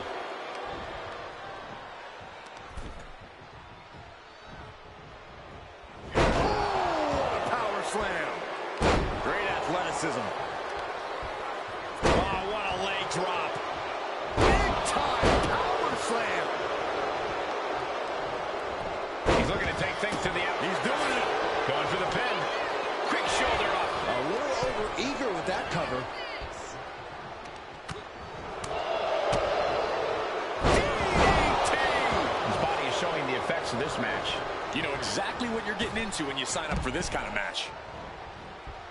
He's headed out to the ringside area. Big splash. It's like an SUV falling on you. Big splash. Oof. Oh my gosh, what impact. Clearing up our announce desk. Things are about to turn disastrous. Bloodline. Here we go. And Jamal looked out of his element on that one. All that size and momentum landing with a sickening thud. Man, Rosie and Jamal, Akam and Razor representing the biggest, most imposing teams WWE has ever seen. Both teams don't care what the motive is, don't care who the target is. Their goal always remains the same, and that is complete destruction of the opposition. We call them equal opportunity ass kickers. The first few rows should take a couple steps back because no one is safe when you're in the vicinity of these teams. Just grounded and pounded. Oh, man, he is more than fired up right now.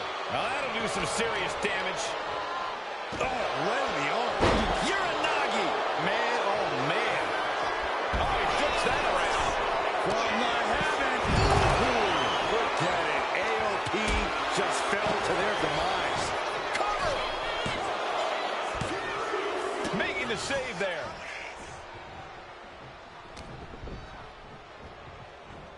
Sliding back in under the ropes here.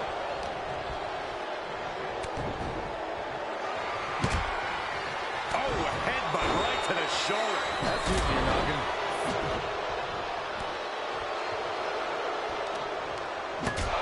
Grabs the leg. Look at this. He just tossed the leg. Had that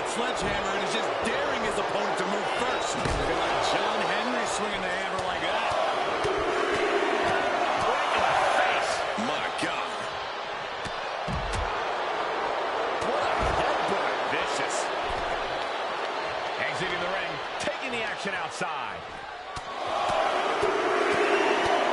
What a punch.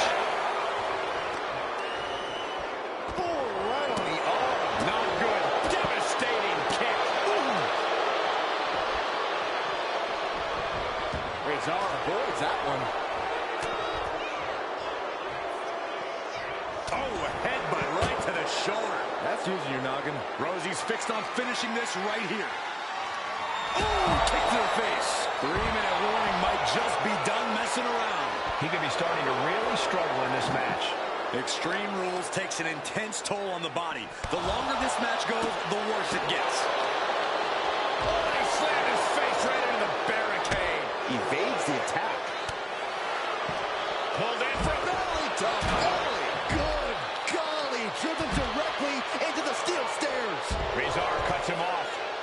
Returning back to the ring.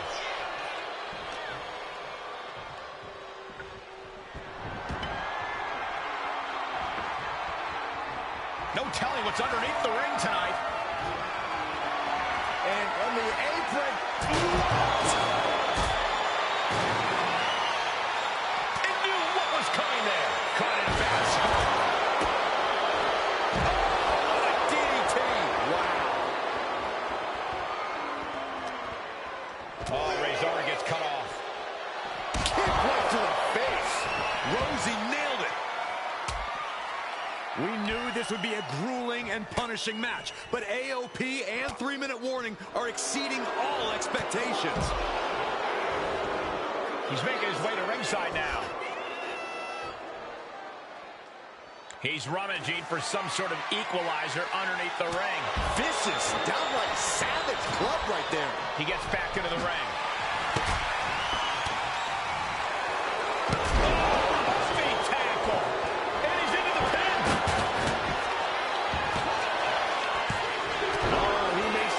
Save of the night.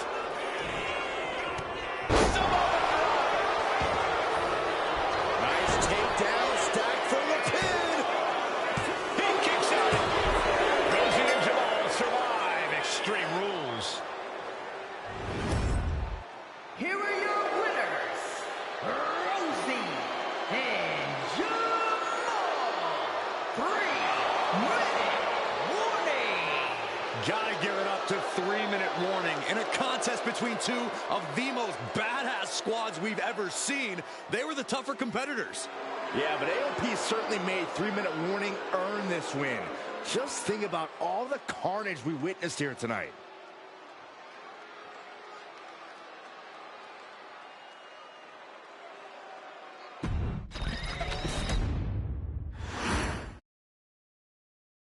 We've come to the part of the showcase where we get to talk about Tamina.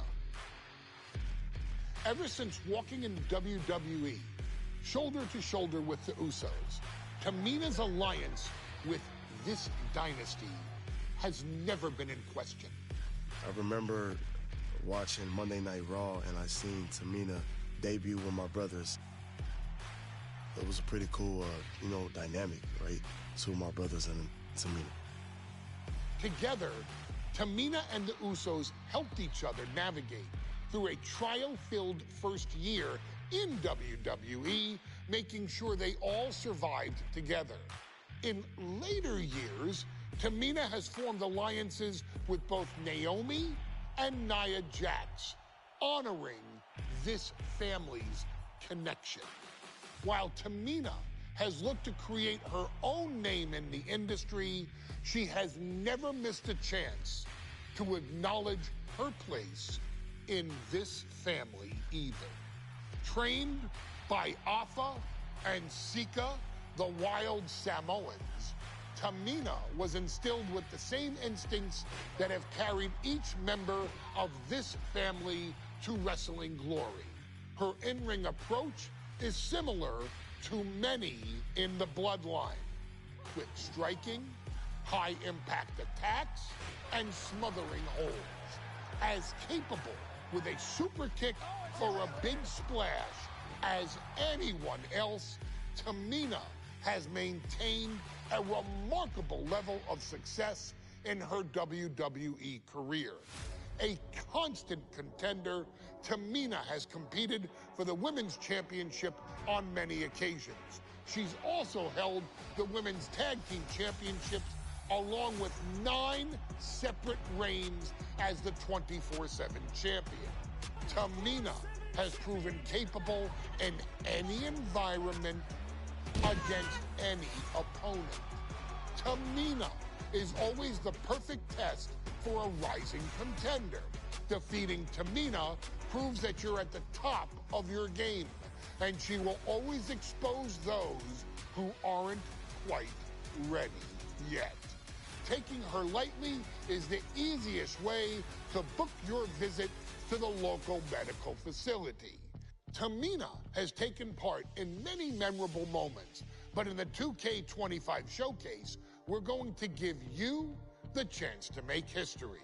In the first ever women's Money in the Bank match, Carmella, of all people, would walk out victorious after letting someone else do all the work. Tamina, Becky Lynch, Natalya, and Charlotte Flair were all robbed of a great opportunity that night by Carmella. So this is your chance to make it right.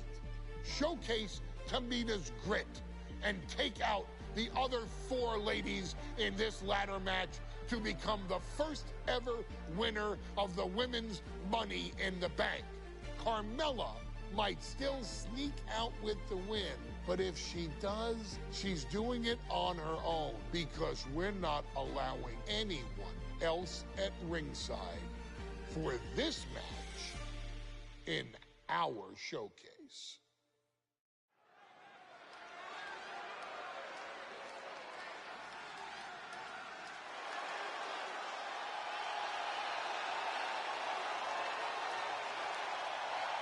We are making history tonight here in St. Louis, the first ever Women's Money in the Bank ladder match.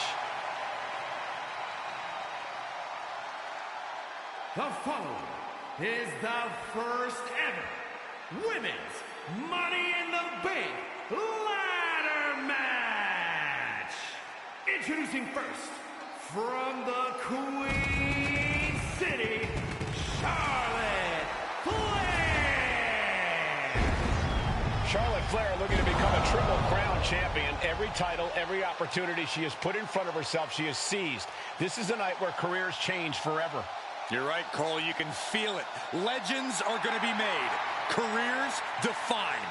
Hearts broken. This is Money in the Bank.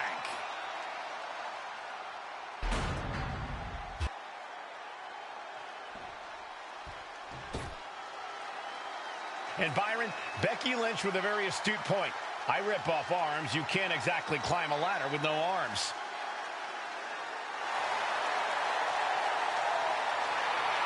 Next, from Dublin, Ireland, Becky Lynch. To add to that, Michael, I talked to Becky earlier and I asked, are you nervous about this? She said, yeah, I'm a little nervous, but I'm more excited than anything because I get to be part of history. Becky Lynch, the first woman drafted to SmackDown. First SmackDown Women's Champion. Can she become the first Miss Money in the Bank? Well, you can feel the excitement the moment they brought out the ladders before this show started. There is a big fight feel right here in St. Louis.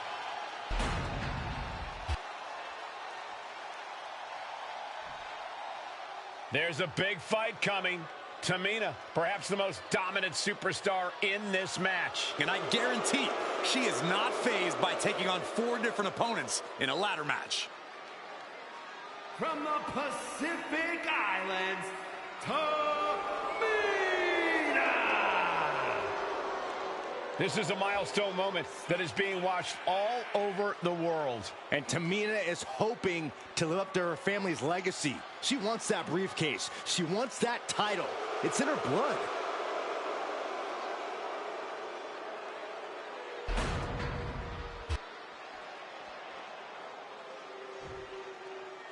Mella is money, and she is as confident as ever.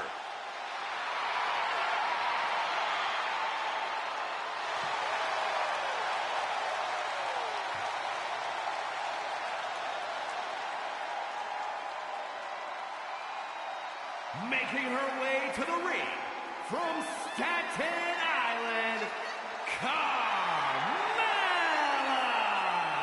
Byron, Carmella's made a couple of good points recently, saying, I was the last woman drafted in the WWE draft last summer. How big of a chip is on her shoulder? Oh, she's got a huge chip on her shoulder. And also, don't forget, Carmella has had some major victories lately, so she has all the fuel you could need heading into a match of this type.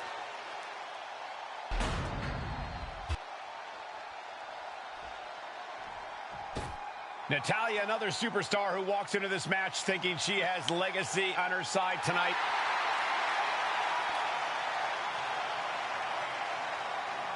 And from Calgary, Alberta, Canada, Natalya! Every last woman in this match has chased this opportunity so fiercely. They have chased the championship, perhaps none more so than Natalya.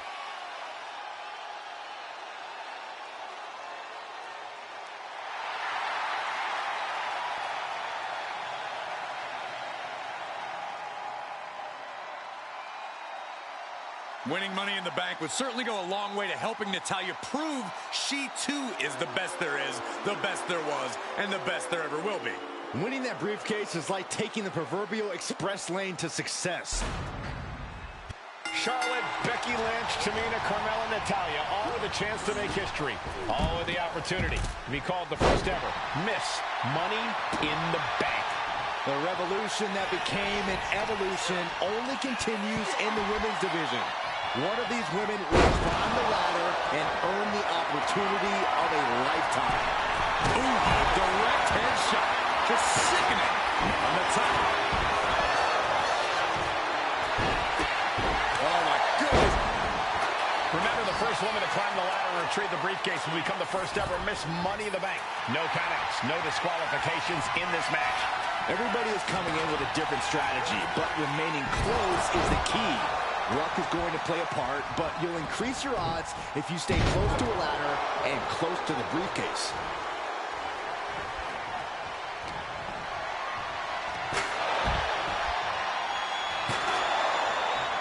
Hellacious power slam.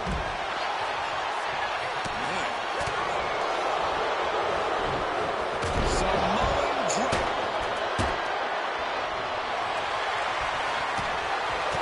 Is there anyone more intimidating in this group than Tamina? I've said it before, it could be a coming out party for Tamina. This is her time to live up to her family's legacy. If Tamina wins the contract, it guarantees her first title opportunity in over 2 years. More. This superstar promised the win at any cost. We are seeing just how far they're willing to go. You just feel like this match may be about to reach its finish. Feel like we're about to see a car crash. The crowd is going absolutely crazy right now. They know this could be it. All eyes are glued high above the ring. I think rage took over in that moment. Nothing but blind rage. Natalya has a grip on the briefcase. Natalya's gonna do it. She's gonna do it. This has got to be it. Victory is inevitable. And Becky's toughness certainly got tested by that hit. Yes, Carmella's clearly setting out to prove just how untouchable she really is. No safe haven in this match. These ladders can be your best friend or your worst enemy. There's no allies in this match. It's everyone for herself. There is no room for friends when history's being made. Not when you can go down in the record books as the first Miss Money in the Bank.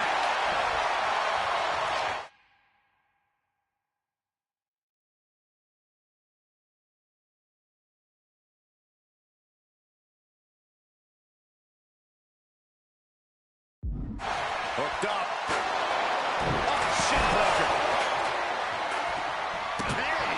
And that's not going to make Tamina happy. And she anticipated what was coming. Textbook fall-away slam.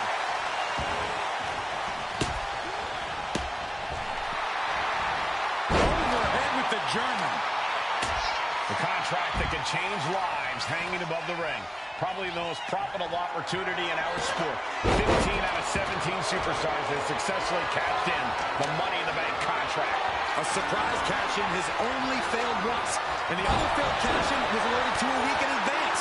You are almost certain to become the next SmackDown Women's Champion if you grab the contract tonight. I assure you, this is even harder than it looks. Try not to fumble around too much here. Climbing up, but is there enough time to go for the win? She's reaching up and trying to unhook it as fast as she can. Time is your enemy here. I just don't know if there's enough of it to get it down. She's starting to wear down here. If this keeps up, climbing that ladder is going to be very difficult. Ladder's in position. Gonna make the climb. This is the chance. Could be the only one. Every second up there is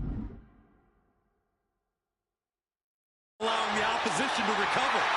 Hurry. Lynch has a hold of the briefcase. Might be Becky's best chance right here. Can't waste any time now. Gotta get it off that hook. Attacking the knee. Targeted the lower body there, and it was highly effective.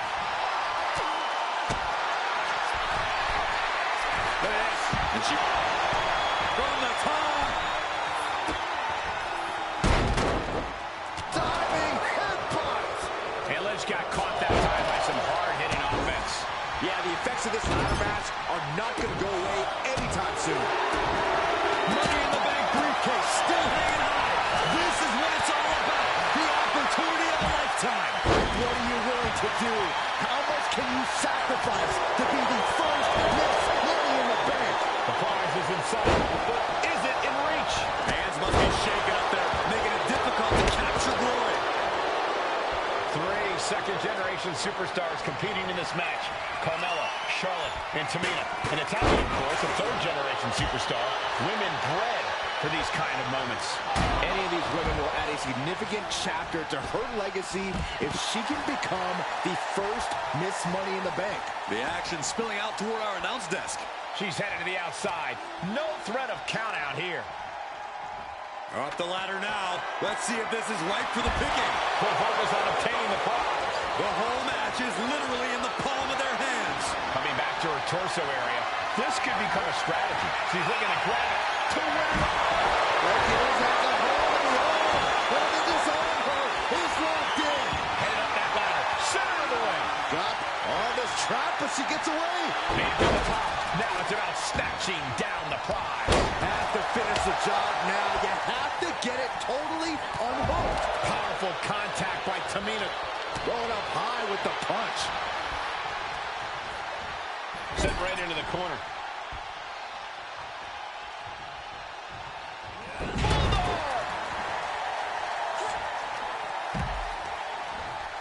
Well, there she goes. Ascending the ropes. From way up. No way home.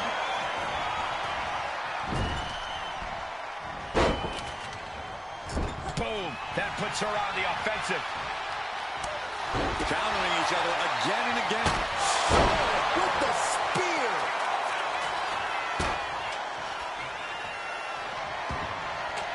And she's positioning the ladder perfectly in the center of the ring there. Uh-oh. Samoa drop. History on the line. Nice reversal by Charlotte Flair. Charlotte driving Tamina, and both tumble to the floor. Both women crashing down hard. The Queen, Charlotte Flair, the first to her feet, surveying the situation. Oh, my blimey, Tamina into the steps. Well, you are seeing a heightened level of aggression, heightened level of intensity from all these competitors because of the stakes involved. Guys, where's Charlotte going? And Flair looking to up the ante now from the top. Oh, my goodness, taking out everybody. The Queen rising to the occasion. What you just saw is why we say Charlotte is genetically superior. Yeah, undeniable athleticism. Oh, this is the Tire's wheelhouse. The Hart family on the apron.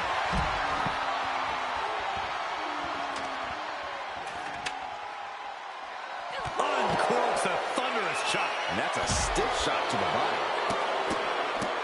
Look at this, just, uh-oh. Big side step by Natalya. Bang! Vicious boot. She's been pushed past her limit here.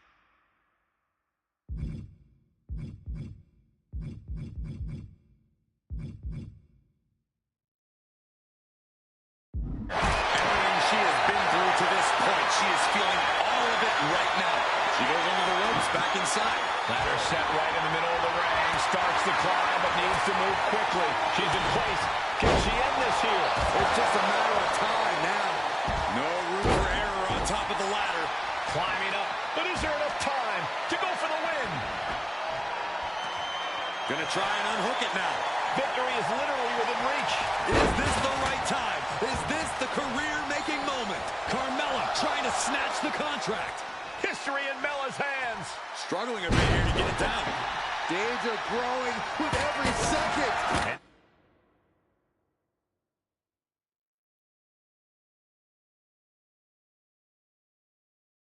Natalya has been able to deliver a response at a very critical moment. The Queen is dealing with a serious threat to her throne here. Double underhook suplex.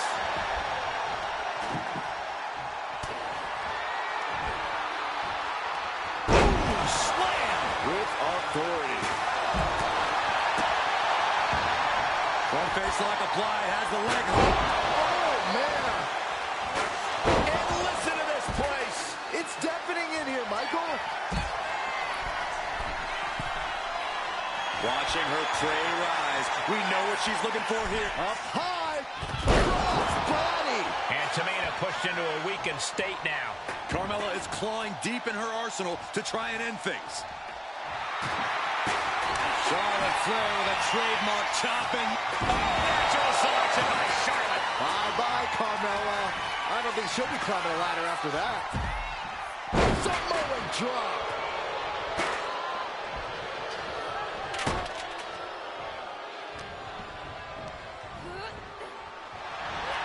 Lynch.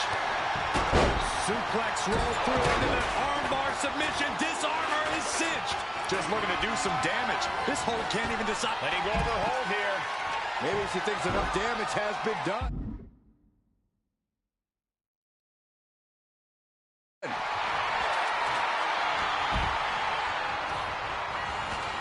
Meanwhile, it's Carmella.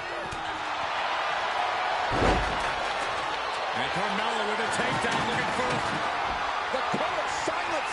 And you still need to... And she releases her own submission. And I have to question as to why she would do that. This looks like she's setting the foundation for a masterfully laid trap. She's tapping, but it doesn't matter at all in this situation.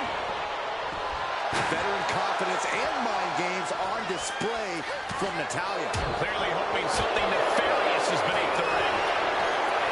Just ejected from the ring.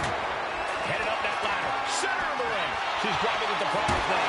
This is a risky play, but could be the only opportunity all match. Tamina might have it here. Are we about to see the first Miss Money in the Bank? Just fingertips away now. Trying to grab it. Maybe this isn't a good position to go for it. That certainly seems to be having trouble up there. She's reaching. She's grasping. She's so close. Straining to get this thing down. You got to do everything you can at this point. This might be the final pull. It's almost down. Looks like scaling the ladder was the easy part of the job. Unhooking the... That's it. Tamina has the briefcase. Tamina is Miss Money in the Bank. The winner of the Money in the Bank contract and the first ever Miss Money in the Bank, Tamina!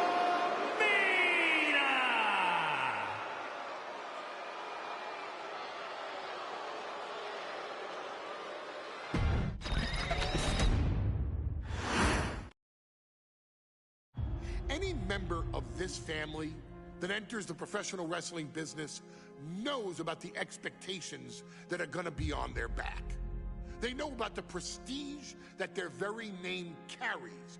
They know that those who came before them have accomplished so much. Bearing the weight of those legacies can prove to be way too much for almost anyone.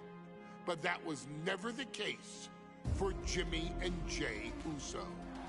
Jimmy and Jey Uso looked to be stars from the very start, constantly evolving their look, style, and offense as they progressed in their careers. Face paint and war dances would fade away, and the two would embrace the day one-ish mentality, looking to punish opponents and send them to the Uso penitentiary. The Usos are 8-time WWE Tag Team Champions. The Usos have main evented WrestleMania after initially fighting for a mere spot on the card. The Usos were the premier team of the 2010s. The Usos are the greatest team of all time. Jimmy and Jey are poetry in motion, each knowing what the other is looking to do next, each using every bit of savvy they gained growing up in professional wrestling to keep their edge. And sure, in recent years, it's been difficult between the two.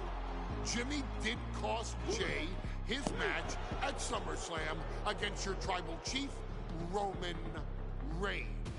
After months of the anger building between the two, Jimmy and Jey ended up as the first two entrants in the 2024 Royal Rumble match, bringing things to a head.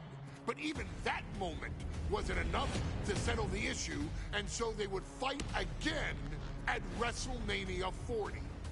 Jey Uso truly became main event and found his inner yeet, even adding another tag team championship with Cody Rhodes as his partner.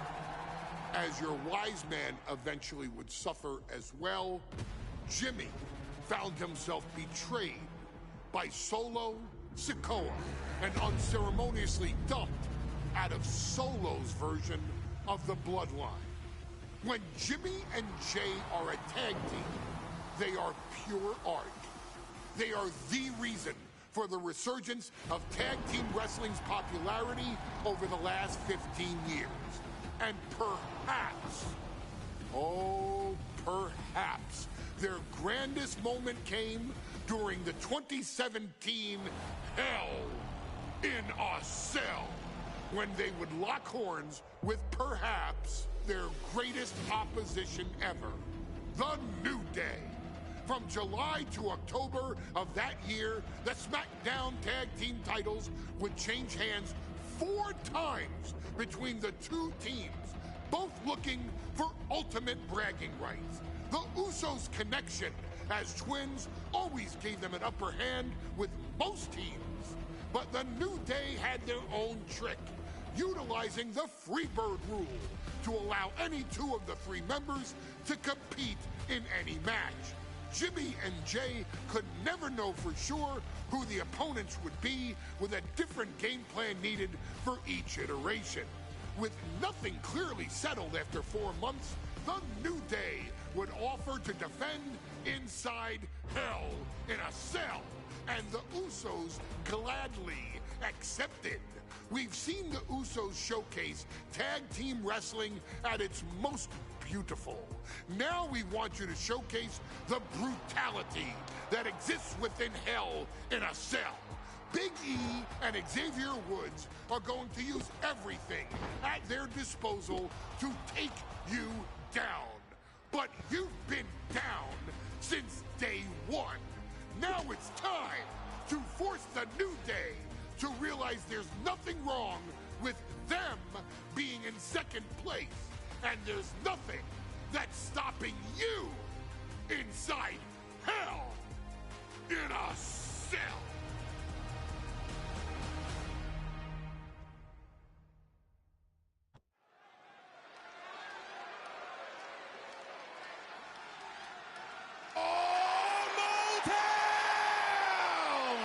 Don't you dare be sour! Clap for your world-famous 4-time champs and feel the power! Are you prepared to kick off Hell in a to sell with the 4-time tag team champions?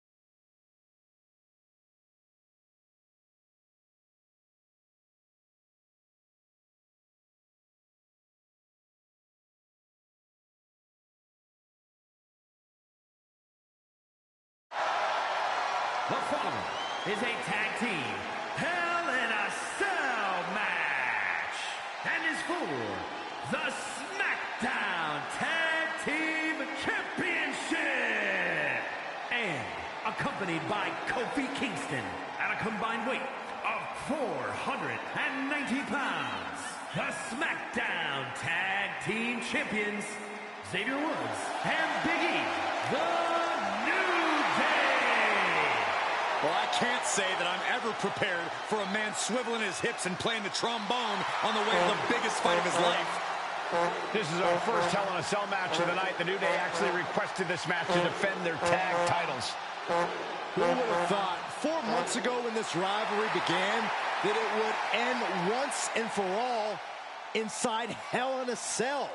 New Day about to make it evident that the time for fun and games is over.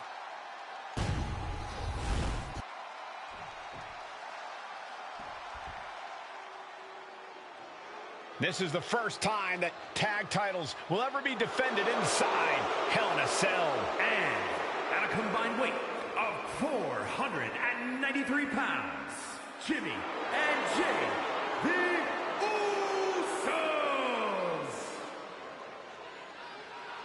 Tonight in Detroit, the Usos welcoming New Day into the penitentiary. This is going to be like a Chow Hall beatdown. In every sport, you hear about super teams. Well, tonight, we're seeing 2 super teams of the modern era. This is going to be special.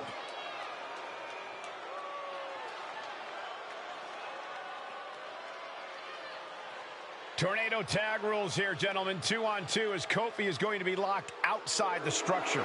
Pinfall or submission needs to happen in the ring, but we all know this fight's going to go everywhere before that happens.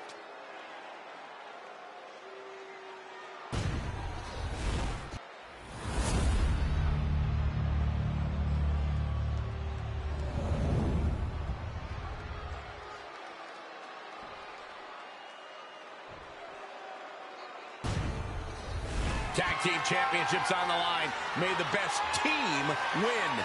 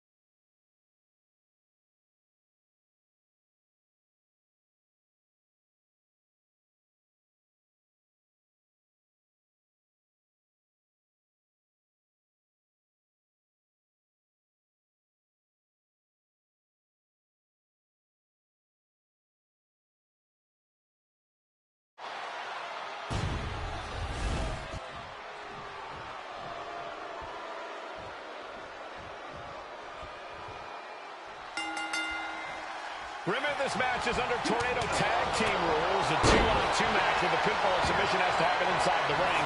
In the Hell in a Cell, no tags, no countouts, no disqualification. The Usos and the New Day came into this match expecting and prepared to raise the bar, raise the level of competition, and make history. This is going to be unforgettable.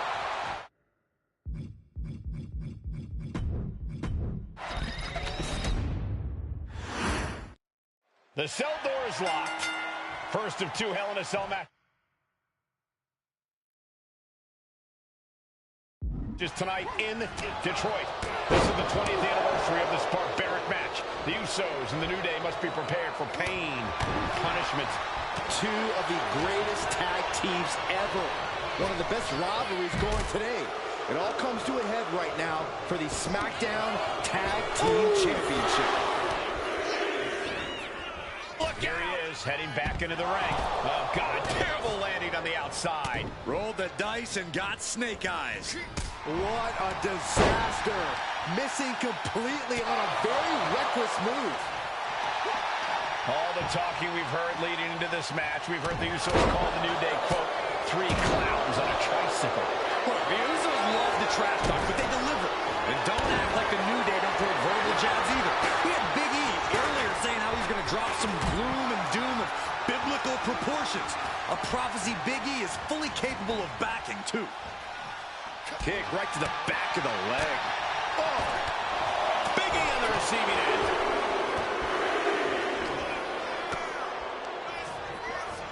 Getting him right into the corner. Dodges out of the way. Corey, for as entertaining as the New Day are, they can scratch with the best of them. Remember that. Look, don't let the...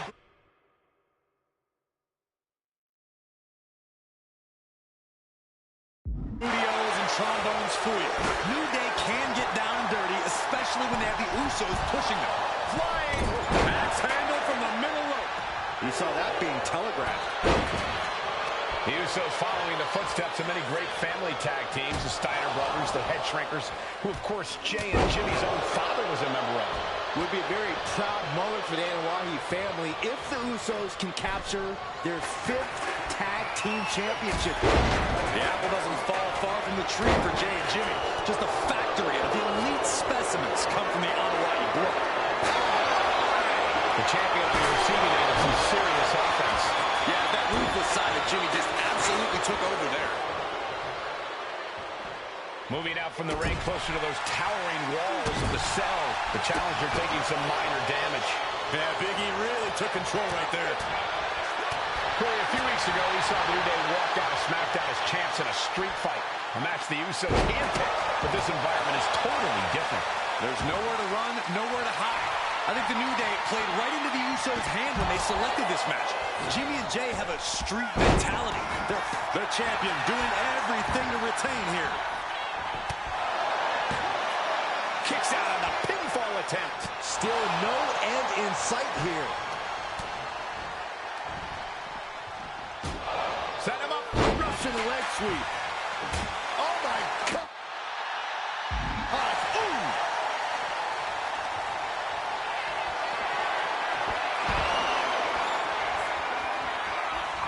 Xavier with the elbow. Climbing to the top. What's he have in store? Xavier Woods walking the top rope. Limit break elbow. Oh, we're going to shut this down. Looking for the pin. The New Day retain the title.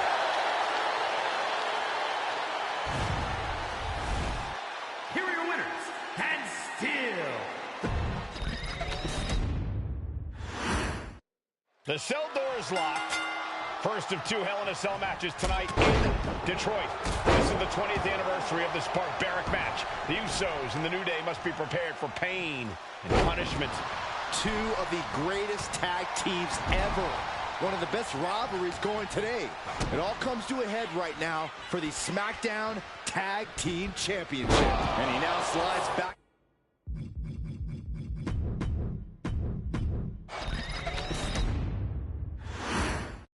Remember, this match is under Tornado Tag Team rules. A 2-on-2 match with the pinfall and submission has to...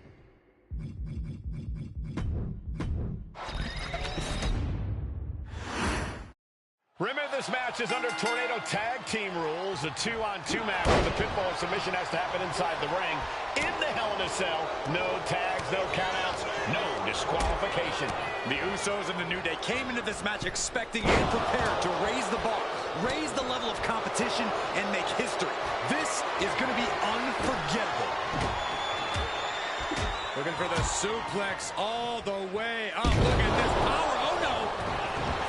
The Usos and the New Day have had such a back-and-forth competition within the tag team division. You can just look at these teams' title reigns, their dominance. It tells you these are the two best teams that WWE has had in a long time. And while I do believe there's an underlying mutual respect, we won't be seeing it tonight because these are two very proud teams who feel incomplete without the championships around their waist. Looking to explore every inch of hell here now. Here he comes, sliding back into the ring. Oh, stiff uppercut. Oh, big mistake, and that error could be costly. Uncorks an uppercut. Ooh, man.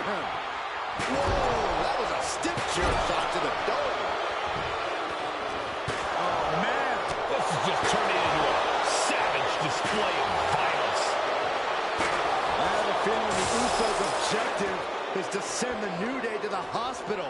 Well, two teams so familiar with each other, some innovation with weapons almost becomes a necessity. This cell is meant to contain all these superstars, but that's not to say this cell can't inflict unimaginable damage on those who step inside. We're going to see these teams tap into their barbaric nature. 20 years of Hell in a Cell, and this structure still surprises me with the ways it can torture every part of your anatomy. All the talking we've heard leading to this match, we've heard the Usos call the New Day, quote, 3 clowns on a tricycle. Look, the Usos love the trash talk, but they deliver. And don't act like the New Day don't throw verbal jabs either. We had Big E earlier saying how he's going to drop some gloom and doom of biblical proportions. A prophecy Big E is fully capable of backing, too. Oh! Slides under the ropes. Back into the ring. Whoa. Oh. Oh, God. Oh, no, he just got busted wide open. The official needs to take a look at that. Catches an uppercut. Super kick. Not done yet. The Florida Keys. Corey, a few weeks ago, we saw the New Day walk out of SmackDown as champs in a street fight. A match the Usos handpicked, but this environment is totally different. There's nowhere to run, nowhere to hide. I think the New Day played right into the Usos' hand when they selected this match. Jimmy and Jay have a street mentality. They're perfectly equipped to turn Hell in a Cell into the Uso penitentiary. Ooh, what a damaging blow.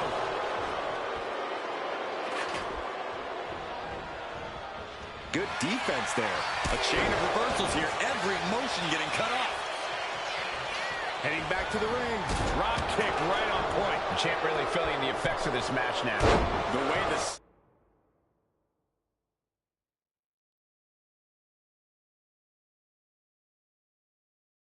Now test your endurance. Your resiliency is no joke. Oh, right to the throat. The Usos following the follows up. Shoulders down. Has the champ pinned. Is this it? He puts an end to the pin there. Boom! The champion taking a task here. Yeah, he's on his back foot now. I don't see things turning around in his favor. The champ in a very bad way. Taking on so much offense. You got to worry about the lingering effects. Out of the ring, still surrounded by the hell that is the steel structure. Going outside. What's he got planned here? Oh! Boom! What an uppercut. New Day refer to this as their power lineup when having Big E involved in there with Xavier Woods. Big E, the obvious powerhouse of the group. Woods has that blend of speed and power, making him the most well-rounded superstar for New Day. What's interesting, though, is this is the lineup that lost to the Usos at SummerSlam. The New Day not choosing Big E and Kofi to beat the Usos a few weeks ago could prove to be costly. He'll make his way to the ring. Oh, man. Ooh.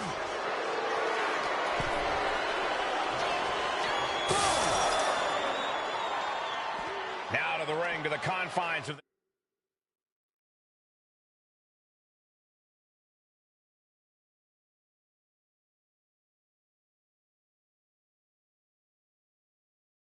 chain link enclosure. Closed fist connects.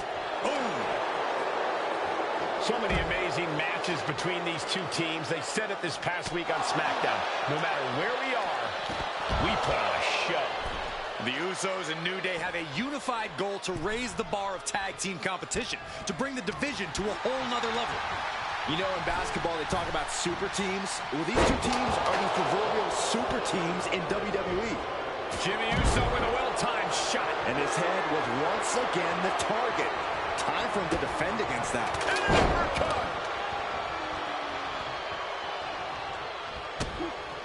Boom. Right to the face. I don't think anyone's questioning how Jey Uso feels about his opponent now. Blackjack, here's the pin. Title could be decided. No, the champ holds on. This is going to come down to who wants it more. He's climbing the turnbuckles to the top. Looking for something big here. Uso Splash! will that be enough to win the titles? Makes the cover. Oh, teammate intervenes just in time. That, it reversed it. Talk about dismantling your opponent. What's he planning here? Oh, with authority. Wow. Oh, what an uppercut. Punch connects. Eats a punch to the face. Oh, God. What an uppercut. Jarring. Boom, what a punch. Landing the uppercut. Lots of damage done to the challenger now. This is how it goes in Hell in a Cell. The match keeps going whether you can handle it or not. Oh, and that one did it. Jimmy is now starting to bleed. Ooh. Oh, and an uppercut. Might have lost a tooth. The challenger is getting torn into. The effects of the cell come for everyone. You can only stay safe for so long. A reversal. He saw that coming. Uppercut. Man. Oh, my gosh. Ow. Oh, chin-breaking uppercut. And he comes in under the ropes now. Jey taking his offense to the top rope.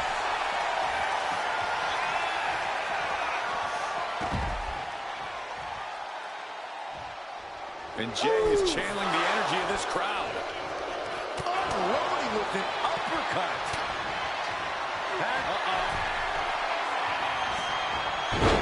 Reverses the move into a DDT. Usos and New Day going at it inside Hell in a Cell. And Jey Uso set outside the ring. And now the New Day on the attack. Big E, as aggressive as I've ever seen him here tonight. And Xavier Woods now with toys. Kendo sticks in hand. And it's about to get more aggressive, more vicious, more barbaric.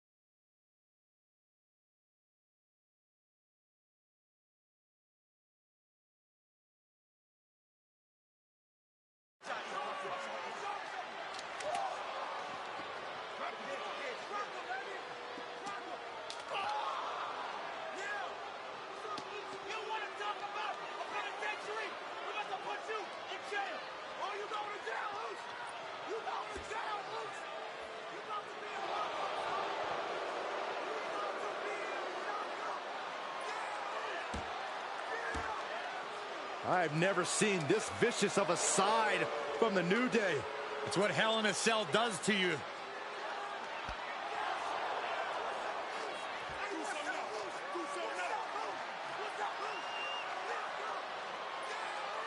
Oh, now with the kendo sticks, Xavier Woods unloading.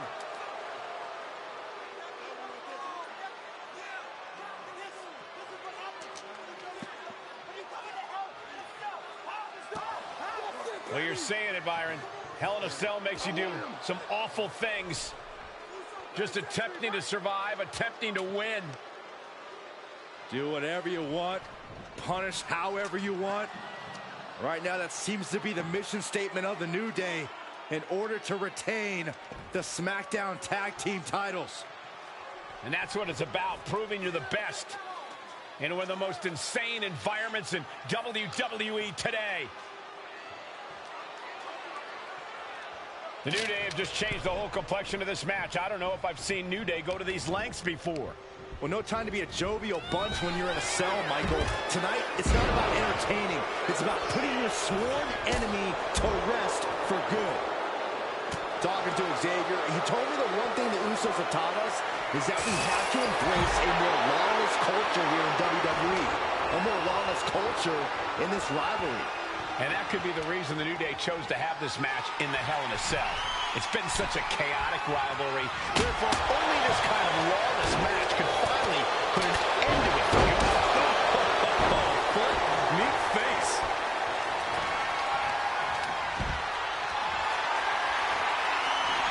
He's heading back to the ring. He catches Woods with a counter.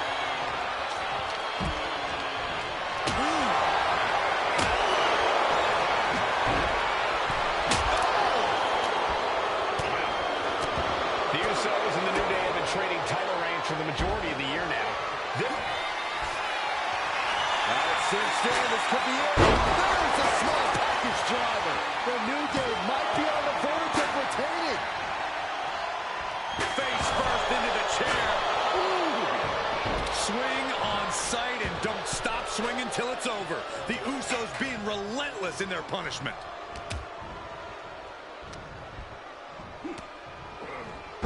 Belly. Oh, he slipped out of harm's way. Landing against the skull. It's a brutal strategy, but an undeniably effective one. He's rising to his feet in a perilous situation. Oh, didn't see that one. Top rope.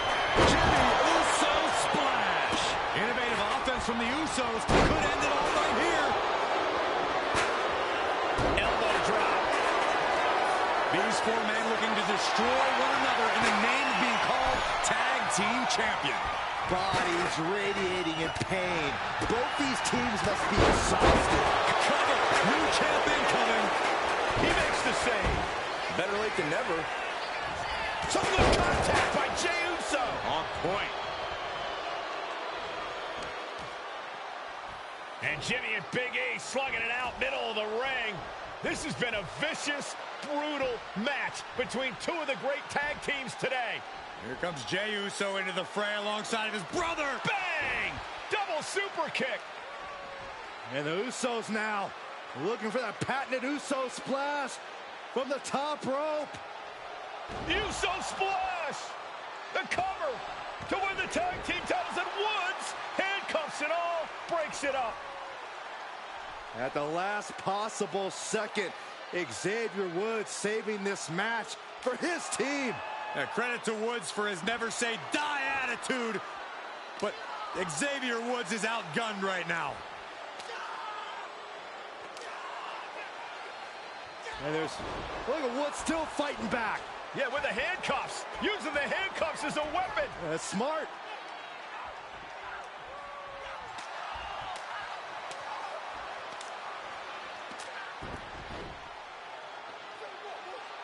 And Woods now down. And trying to still fight back. What heart from Xavier Woods. That heart may not have much more fight left. Jimmy and Jey back up to the top one more time. Uso splash in stereo. The cover. The Usos win the tag team titles. Here are your winners and the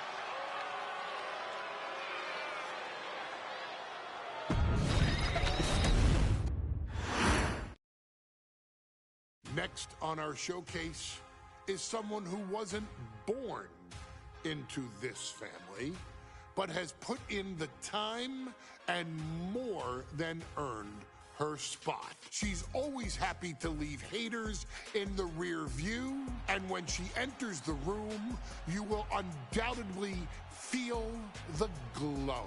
Of course, I'm talking about Naomi, who many of you may know has reigned as Jimmy Uso's wife and queen for over 10 years. There's the old saying that behind every good man is an even better woman.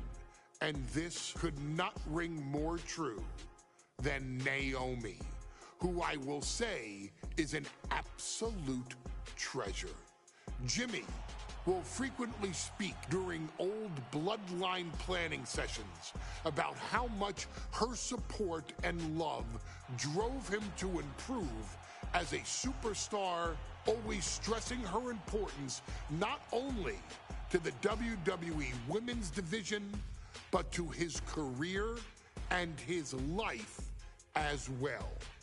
In the ring, there is no denying Naomi's skills.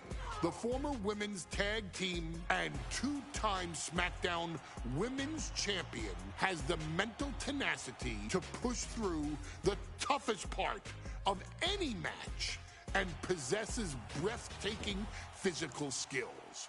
Naomi uses her dancing background to constantly innovate with her offense, resulting in some of the most beautiful moves you will ever see, unless you're on the receiving end of them. Naomi is an inspiration to so many of our younger members of the WWE Universe, showing a new generation that anything is possible if you just put in the work and never stop believing in yourself. Naomi has battled against the very best in the women's division, taking on foes like Charlotte Flair, Bayley, Shayna Baszler, and Io Sky. My favorite moment of Naomi was when she won the title in her hometown, Orlando, at WrestleMania. To compete against that caliber and maintain the level of success that Naomi has for her entire WWE career is something worth, shall I dare say, acknowledging. Naomi has even teamed with fellow family member Tamina through the years, proving the family you choose can often be the most important. And in true Uso fashion, Naomi shows an unrelenting desire to win, to achieve greatness, and to dominate her opposition. Many mistake her smile as a sign of kindness, but they quickly realize their mistake as Naomi unleashes a flurry of kicks, flies at them with moonsaults from all angles, and then ties them up in knots. Naomi is having fun, but Naomi is never playing. And now, we take you back to the 2020 edition of Super Showdown,